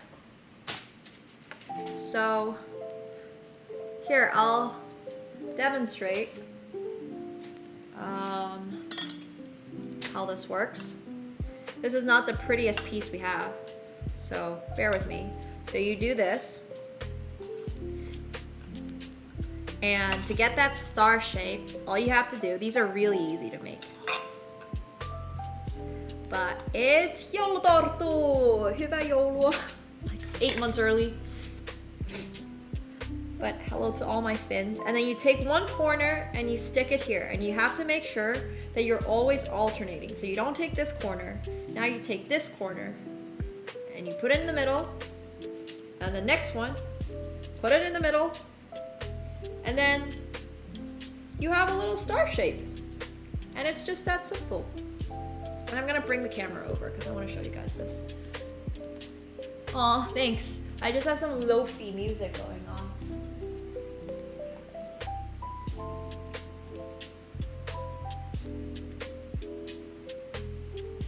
But that's what it more or less looks like.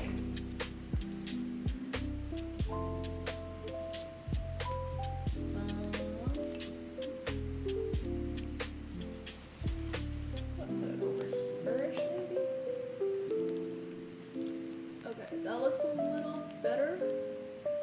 I'm gonna move everything closer.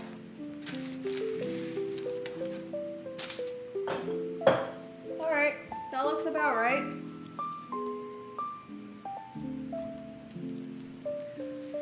Cool. A lot of hiloa, which is jam. Oh, yeah. Angry Birds is also Finnish. Valtteri Bottas is also Finnish, as well as, what was his name? Mika? I can't remember his last name. He retired now, though. And there's a bunch of hockey players that are Finnish. Oh, Kimi Räikkönen. Kimi Räikkönen is Finnish. Thanks. Mika Hakkinen, that's who I was thinking of. There's also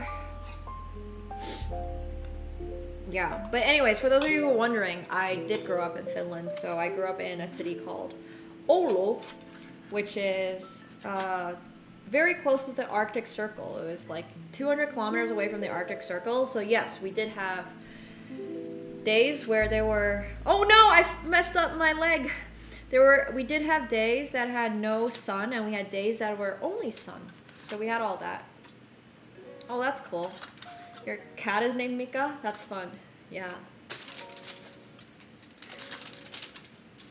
But there's a lot of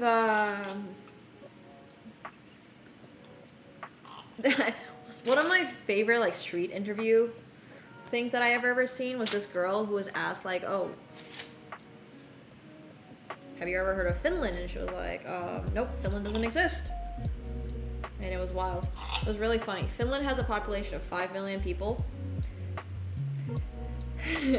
And Oulu is slightly further north than Reykjavik, for those of you who might be thinking about like cold and icy and stuff. And today, I've never felt more Finnish. Today, there's so much snow in Toronto. Yo, thanks so much for the raid. I hope you guys had a great poker night. Thanks so much. Hello, welcome guys. I do miss Finland, yeah, I do.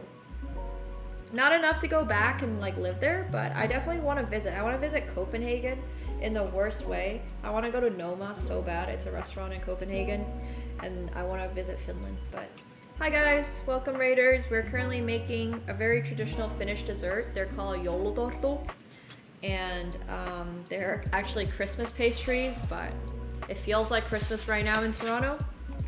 And you can enjoy pastries anytime. No problem. Doesn't have to just be Christmas time. Nothing wrong with that. Love to visit Helsinki. I actually don't know if Helsinki is that identifiably Finnish. I think Northern Finland is way more, you know, Northern Finlandish. There's like, if you ever go to Rovaniemi, if you ever go to Kemi during the winter, Kemi has a snow castle. I know Harbing also has a snow castle, but Kemi has a snow castle every year. I used to go that. Yeah, it's crazy. Noma's still a thing, but that's why, like, they said they would shut, and I was so sad, and then they didn't shut last year, and now I'm like, I have to go. So,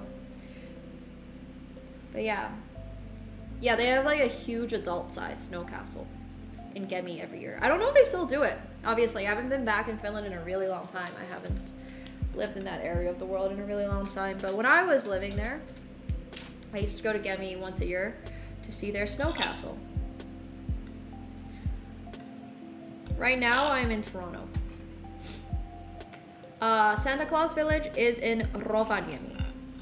That's the town that is in the Arctic Circle. And it is 200 kilometers north of where I used to grow up. But anywhere in Lapland is really, really cool. Oh yeah, absolutely. That's the best part though, Banka. That's why we do it.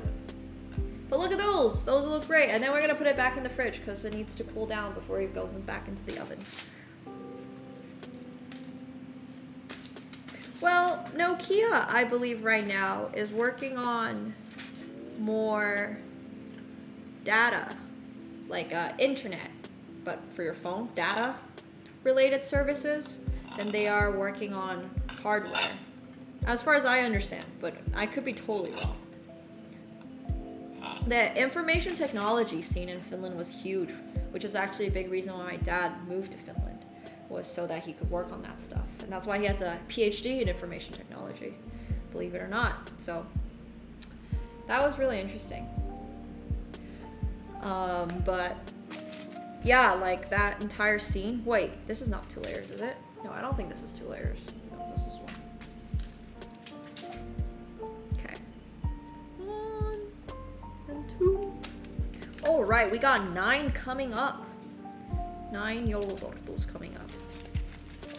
So it'll be exciting. They're gonna go back in the fridge. I pronounce it data, but I'm not sure. Nokia the company. Nokia the company. I do speak Finnish, yes.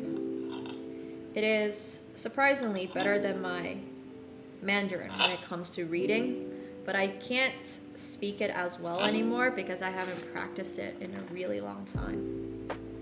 But growing up, I spoke pretty fluent Finnish. It's pronounced Nokia in Finnish. Nokia, Nokia.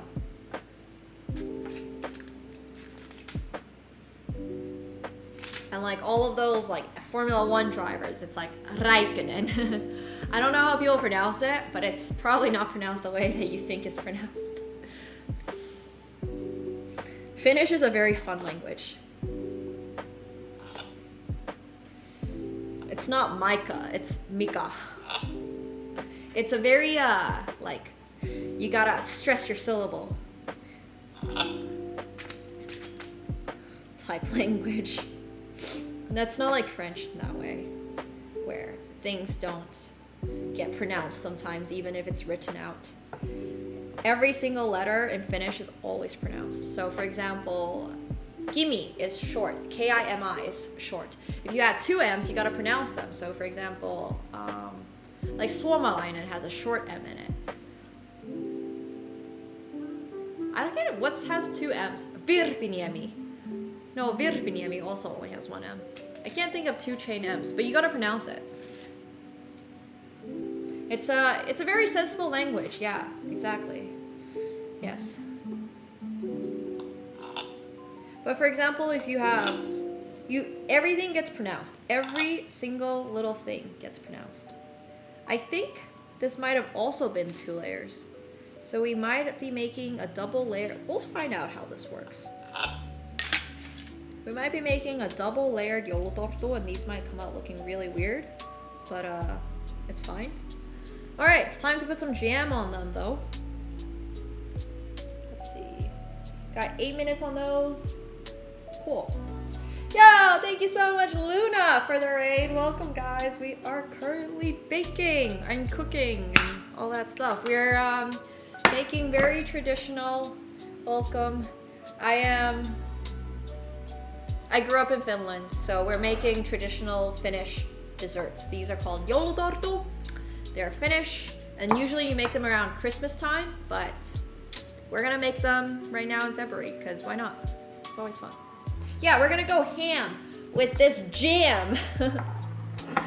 Yeah, these are little star shapes, and I have blackberry jam, sorry, and I have raspberry jam, and we're gonna do 3 of 3, and then we're gonna do mixes as well. So, and we also had some Ukrainian Piroshkis in the oven.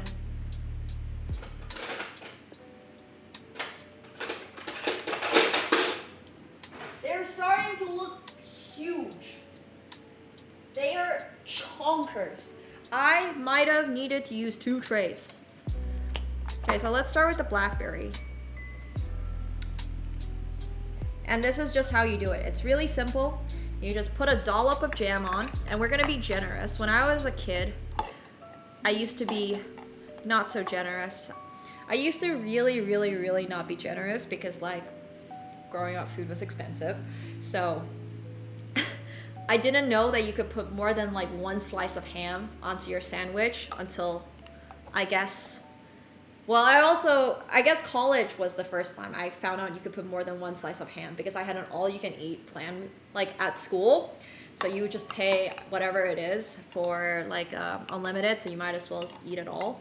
But when I was growing up, I would only ever put 1 slice of ham, 1 slice of cheese on my bread because like that stuff was so expensive. And then when I got to college, I was like, wait, you mean I can put 2 slices of ham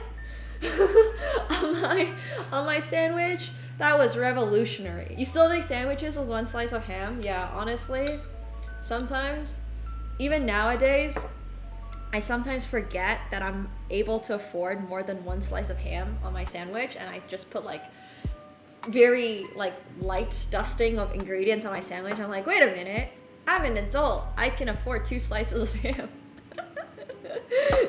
You can also add you can also add 2 different cheeses. Revolutionary. That was also revolutionary. What do you mean you can add 2 slices of cheese? 2 different types of cheese. You can also add sauces. I started adding sauces. I've started adding mustard to things. Oh, it's crazy. Life is crazy. But yeah. I still never do that, Mama. I don't do that. That's just more out of a convenience thing though. Like, I'm so worried that if I drink juice out of a carton, I'm just gonna spill it all. Because you know me. That's a lot of jam. Okay. Some of these are quite jammed up, but trust me, they'll be great. Because who doesn't like a little extra sweetness in their life? There's some variation on these. So these are gonna be now the raspberry only ones. And once again, like I said, we can be generous because we can afford our jam.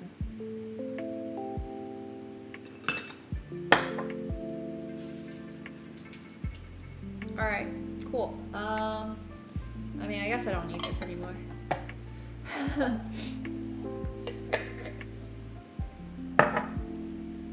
Yeah, it might make a mess, I know, but I've tried keeping it on. This guy especially is a little slanted, so I'm gonna put him over here. And then we're going to need to get another baking tray. And I need to put these back in the fridge.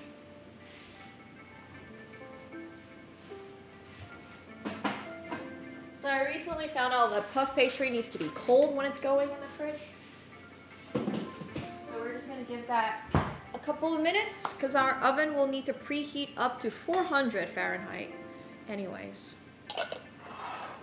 No, I don't lick jam spoons. I don't actually like pure sugar.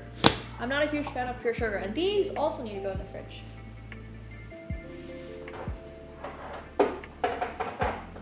Okay, so we have those. Let's check on these. Oh, they look great.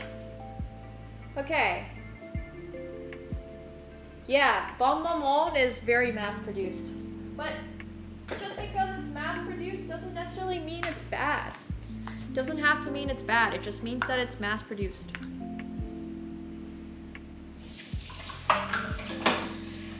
A lot of the time, I hear you, but Bon Maman is so good. It's so damn good.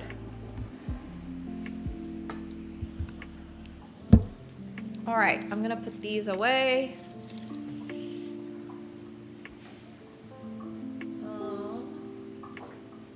And then what else? Okay, so I think that's pretty clean. I don't think I need this. You bought it at a local apple orchard? Oh, yeah, no, Bon Maman is, Anyways. Okay. We have 2 more minutes on the Piroshkis. And then after that, we've got let's see. So Joulutorttu needs to be at 425 to heat up. Oh, that's crazy. Okay, 425 is the baking temperature for those, and they're supposed to be 10 to 12 minutes. Oh, and we're supposed to use an egg. Egg wash. Okay, I'll do that too.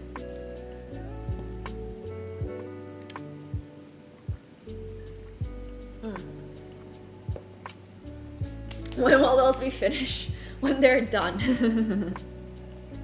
When they're done. IKEA lingonberry jam. I used to love going to IKEA for food. I'm not even joking. The most exciting thing about going to IKEA for me was the fact that I got to have like mashed potatoes with meatballs. That was what got me super excited about going to IKEA because it's just so authentic what I used to have at home, at school. Like, that is literally what I grew up on. Oh, the hot dogs and the soft serve. The soft serve ice cream at IKEA is truly amazing. It's like $1 for like huge soft. Their soft serve is really, really, really, really good. It's damn good. Yeah. The winters in Finland are so long though. It's true. Big reason why I didn't really love living there I think socially, like society-wise, it was great. But there's probably a reason why their society is pretty good, and there's only 5 million people living in Finland, yeah? If Finland had the temperature of California, it would not be Finland anymore. You would just get so much other problems and all that stuff. Because Finland is cold, it's like keeping the population low, and thus the government's able to afford healthcare and able to afford like education and all that stuff. I do like warmer weather usually, but I lived in LA recently for 2 years, for like 18 months I guess, and it wasn't amazing. Like the warm weather was really nice, but the downside of it is that there were too many people. It was hard to go anywhere to enjoy the nice weather because traffic was so hectic, and it got way too hot in the summer, and like I thought I was gonna go to the beach every weekend. I went to the beach 3 times because it was a 3-hour trip to the beach because I like wasn't able to. Yeah. So, anyways, yes. But summers are pretty cold in Finland too. All right, let's check on these. I think they can use another minute or so. I think they can use another minute. I want a nice golden brown on top, so we're gonna give it another 2 minutes. Okay.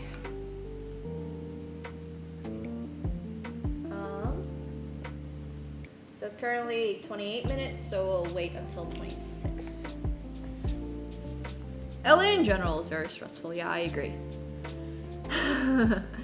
Well, the people in Antarctica are kind of thriving because there's only like 10 people there. Like my point is much more that because the population of Finland is so low, education is completely free. So you can go all the way through to university free. I think you can do your master's for free. Not entirely sure. I'm pretty sure you get like a little stipend. Housing is pretty affordable. Food can be expensive at times, sure, but they're never gonna let anyone go hungry. It's just a very, if you can't afford to pay for things, it's kind of like the government will take care of you. If you have serious health issues, you just don't need to worry about, like, whatever your health issue is, whatever it is, you will be taken care of. You will have treatment. You can be broke AF and need the most expensive cancer treatment, let's say. The government is gonna cover it all for you. You don't need insurance, you don't need anything, you just need to be a registered Finnish person. And like, that's kind of just how the society is built. And Finland is very like, it's kind of interesting, right? Because then, yeah, there's a lot of things about Finland that's really, really interesting. But the schooling, I think, is really interesting. So, oh, you had your exchange in Finland? You loved it? Nice. So did my aunt. My aunt did her master's in Finland. Well, so not really an exchange, but she did her master's in Finland. And she was like, oh, this is kind of cool, but a little cold. So now she lives in Australia. All right, I think those look good now. We're taking them out. Ooh. Gotta be a little careful.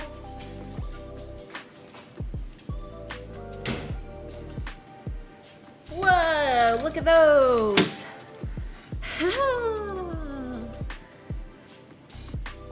Those look fantastic. Wow. So those are Ukrainian Piroshkis, and I'm gonna take a picture of them because they look fantastic. And like, I'm gonna get this oven towel out of the way. As well as this, we're gonna set this shot up so it looks cute and aesthetic.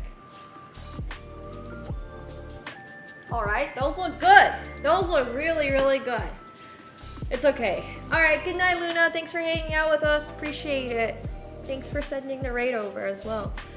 They are a little, like you can see, they're a little connected, but I'm gonna actually preheat this up.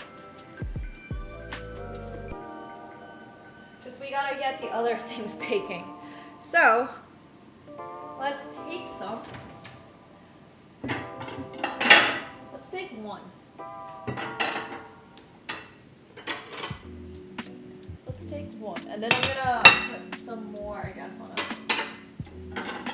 plate. So I gotta put them way later. But okay, let's find out how they taste. So, let's start with this one, I guess. I want to make sure the bottom. Oh, yes, it's perfect. Look at that. It is absolutely insanely perfect. Okay, 1 second.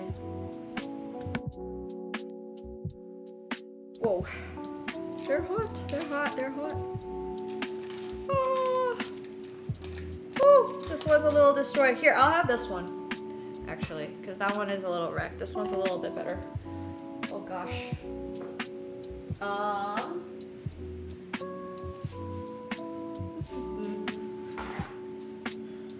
They look beautiful. I just want to taste the dough. Okay, okay, okay.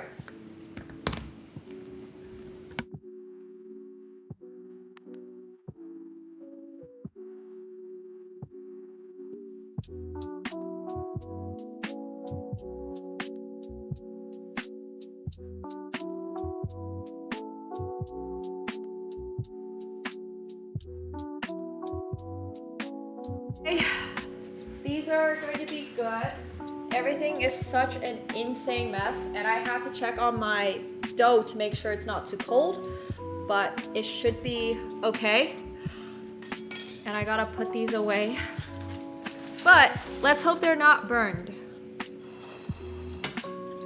Let's open up on the inside. Let's see. Oh! Wow. Look at that fluffy dough. They're so fluffy. They're so doughy. It's gonna be so hot.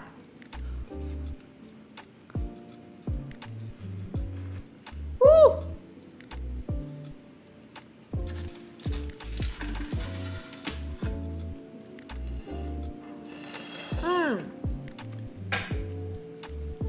Wow. You know, I could have seasoned the meat a little more. I'm gonna be honest. Could have been a little saltier, but I think the cheese is doing a lot. When you dump that much cheese, I put in 3 cups of cheese. It's pretty good. And the dough is beautiful. Like, the dough has puffed up perfectly.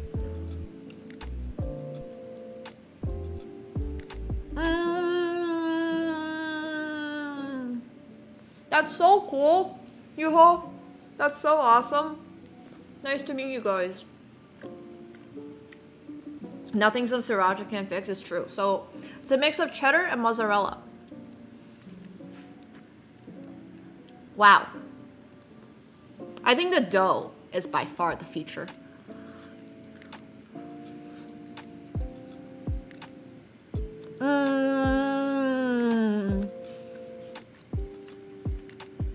On a scale from 1 to 10, I give the dough a 10 out of 10. Inside filling, once again, could have been a little saltier. So the inside's probably like a 7 out of 10. So altogether, 17 divided by 2 is 8.5. 8.5 out of 10. The dough is great. I don't know what the magic 8-ball is on. Look at that dough. Look at how perfectly puffed up that dough is. Whew.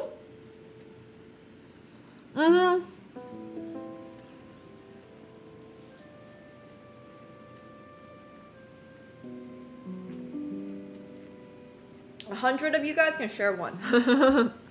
The dough looks better than your future. That's so funny. No, but literally this dough is great. This dough is like so like it's got a nice crust on the outside from the egg wash, but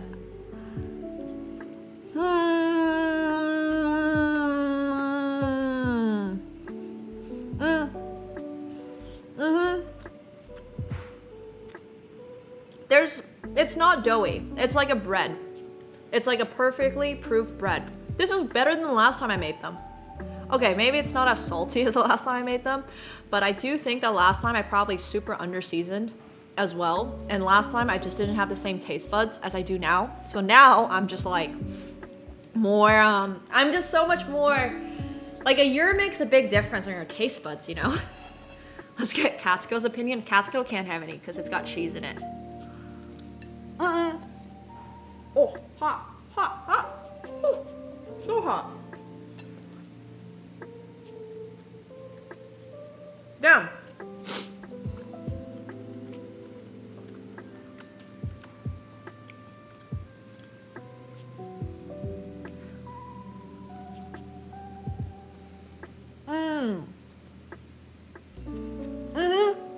Cheers. I'll have my own cooking show. Wait. I gotta check on my... No. Okay, these are going in pretty soon, so I'm gonna take them out. Baking is so much of a, like, all over the place. Like, I gotta check on those, I gotta check on these. There's something else I need to check on and I forgot. Oh, yeah.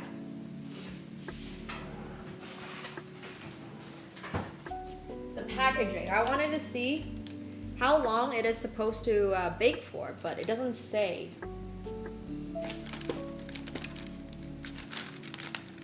Oh, a product of Greece, by the way. It does not say how long it's supposed to bake for. So, the oven's at 425. I think they can just go in. Puff, pastry, puff. Okay, wait, I'm just gonna look it up. What did I bake it at last time? Puff, pastry, bake time. 10 to 20 minutes. Jeez. Okay, well, they're going in.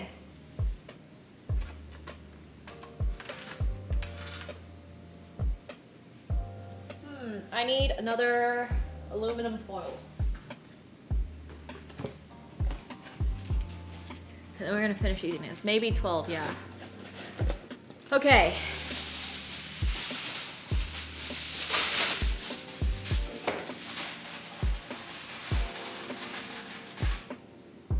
Gonna move those over.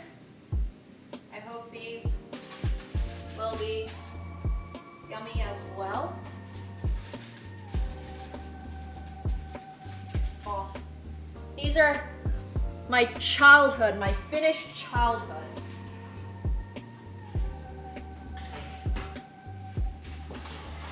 Going in. The good news is, those are easy to make, so. All right, let's set a timer for 12 minutes. I think 12 should work. Eat all 16 will be crazy. I'm not gonna make all 16. Oh, I forgot to brush the pastries. Oh, it's okay. I'm really not too worried about it. I forgot. I forgot to brush those, but it's really okay.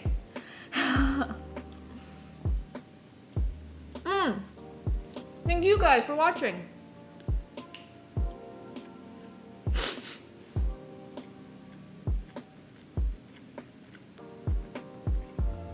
Look at that bread.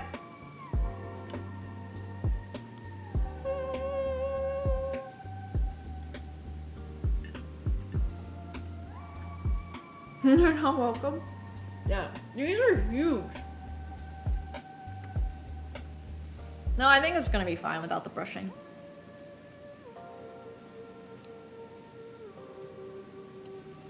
Although, I did have the egg wash ready, but.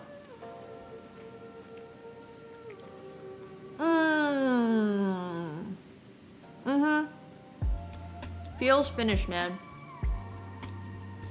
These are spectacular. The bread's just so good. Yo, Anonymous, thank you so much for the 5 gifted subs. I appreciate that. Thank you. Yo, if you guys got a gifted sub, please make sure to thank you whoever gave you one. I had so much fun cooking these. Like, I wish I could share this with you guys. Really? Inside here is ground beef, onions, mozzarella, cheddar, a little salt and pepper, and I skipped the dill this time. I know that part of Europe loves their dill. Dill, fine. Not my favorite condiment, so we actually skipped the dill, even though I already had the dill.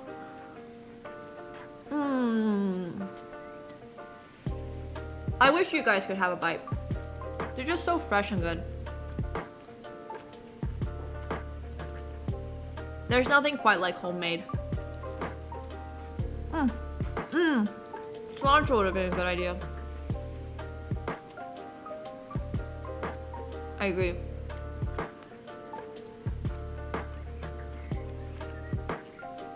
But like, just fresh homemade stuff is so good. I would make so much more of these. A little cayenne would be interesting, but I think I'm just gonna use sauce. Damn, goodbye, bro. Dill's an herb. You've seen it before.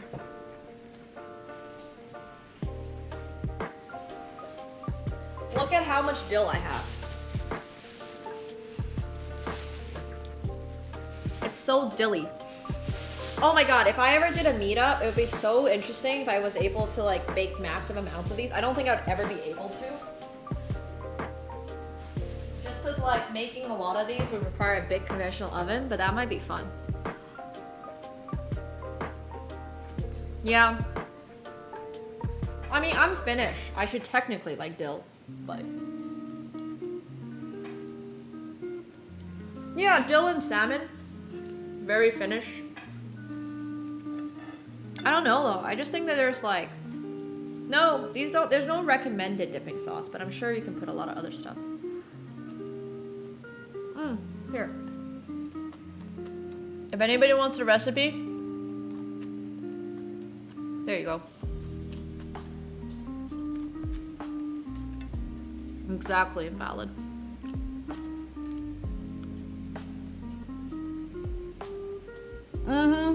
Exactly what Ulan said. I'm not great at chili, but I think if you want to add your own chili to these, spices are the way to go. Or like sauces are the way to go. Thanks, Spinner.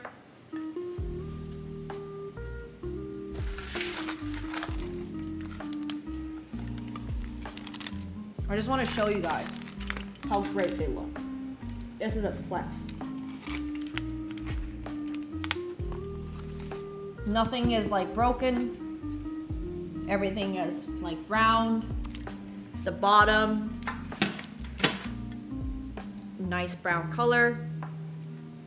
They are actually so tasty. Once again, it's the dough. The dough just makes it like, wow. They're huge. These are so large. It's insane.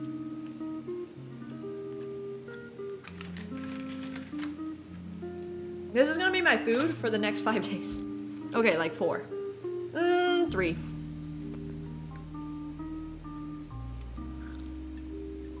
I'm not sure. Maybe it would be like... Maybe next 2.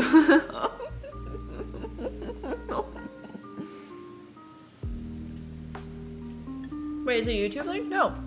No. This one should be it. This is the recipe. You just gotta scroll down. Skip the video. I did not watch the video, don't worry. See you, Fresh Prince. Thank you. They just go in the fridge.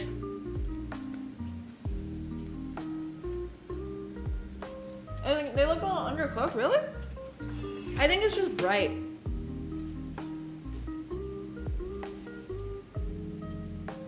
Here. I'll turn the light orange. What about now? Greek cooking day would be so much fun. Okay, now they look way less undercooked. I also look a little more orange, but it's definitely less undercooked. I know, right? But I think it's because recipe blogs like to do that. Because food is of significance to them. Why is this good? Why should you follow their recipe over everybody else's recipe? It's nice golden brown.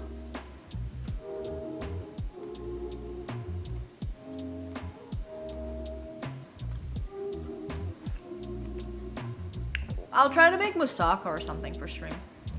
I think that might be fun. But I'm not sure. It looks hard to make moussaka.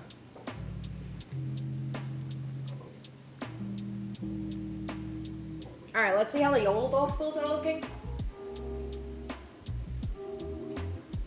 Yeah, they're puffing up great. Those have 4 more minutes.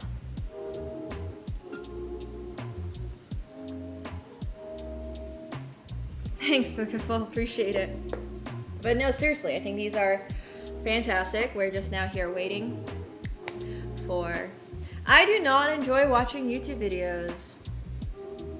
YOLOLOs, that's what we're calling them now. No, the Joulutorttus are definitely rising. We could have used egg wash on them so they get this nice color, but we did not. We made Ukrainian Piroshkis. And Joulutorttu, which is still like baking in there. Here.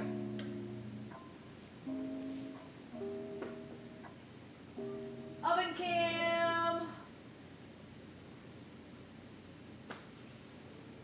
Almost done. Nope, I don't like watching YouTube videos. I don't like watching things that much when I am trying to learn. Sorry, like specifically for cooking, I like following a recipe more than I like watching it. But watching it once, I'm sure is fine.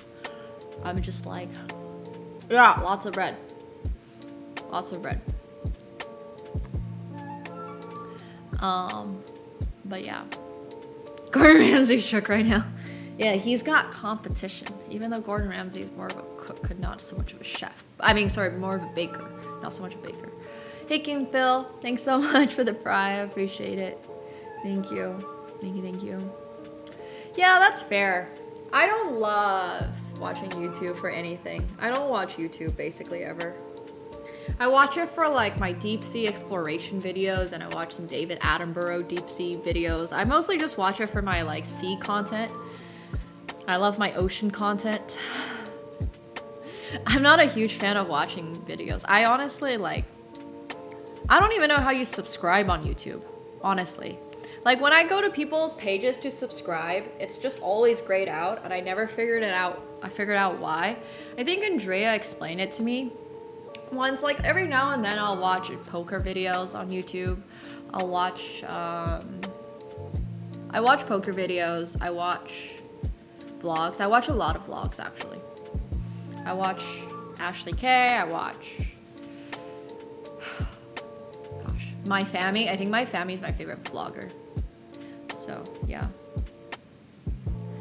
But I used to only use YouTube to watch my deep sea videos. Account issue, yeah. I genuinely have no idea. I have no clue.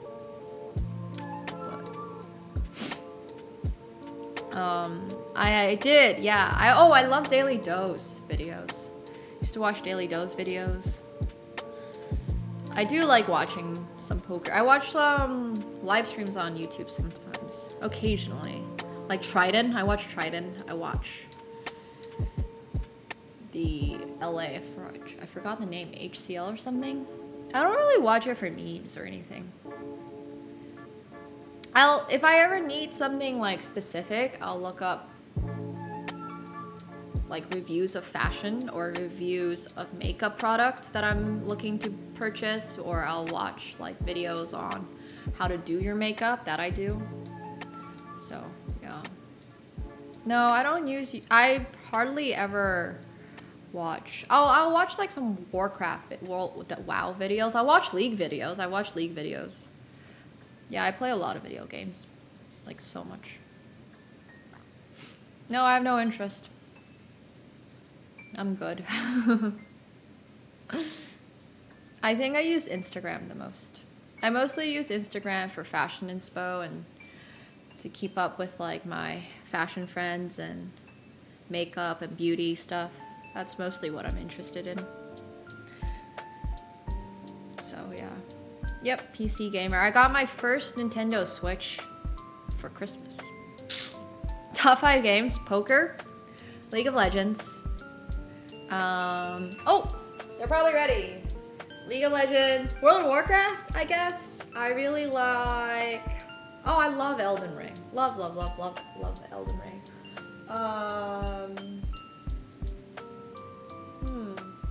Valorant? No, I don't love Valorant, actually. Don't love Valorant. Okay. Let's see. Yeah, they look good. They look excellent, actually.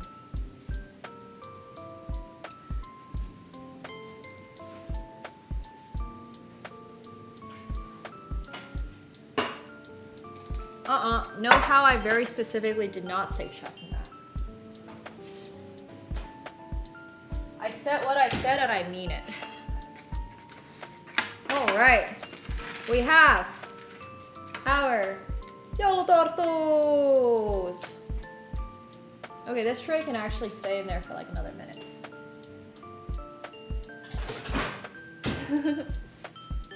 Okay.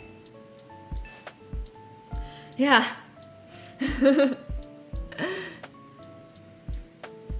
Alright. Joulutorttu! So, these are super Finnish. Very, very Finnish. These are basically just puff pastries with a little jam on top. And they're great, and they're delicious. And I will be now going to have my dinner with Piroshkis, followed by dessert of Joulutorttu. So I do hope you guys have a great, wonderful rest of your night. Thank you guys so much for joining. You guys are awesome. I do not have powdered sugar because we do not need more sugar on this. Trust me, we're great. We're doing great without the sugar. But I am going to have dinner, so I hope you guys enjoy the rest of your night.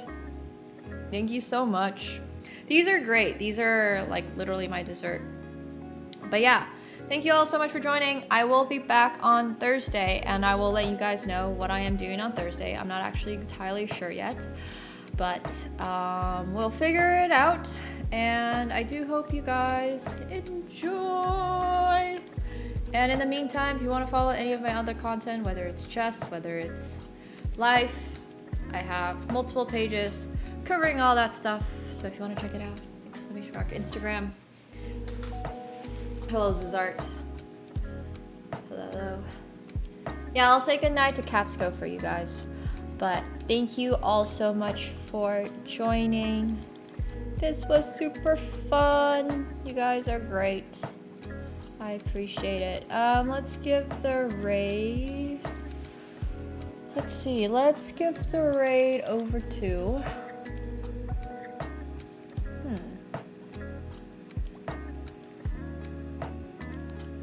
Thank you. I'll give the raid over to Fan. I'll see you guys on Thursday. I am taking the next 2 days off. More content on my Instagram pages, and then I will be back on Thursday, and I'll let you guys know what we're doing on Thursday. But thank you guys for joining this cooking stream. It's more of a cooking stream. But yeah, thank you guys so much for joining. These are the final finish. Oh no, they came out great. They're just sizzling jam a little bit. Almost forgot about them.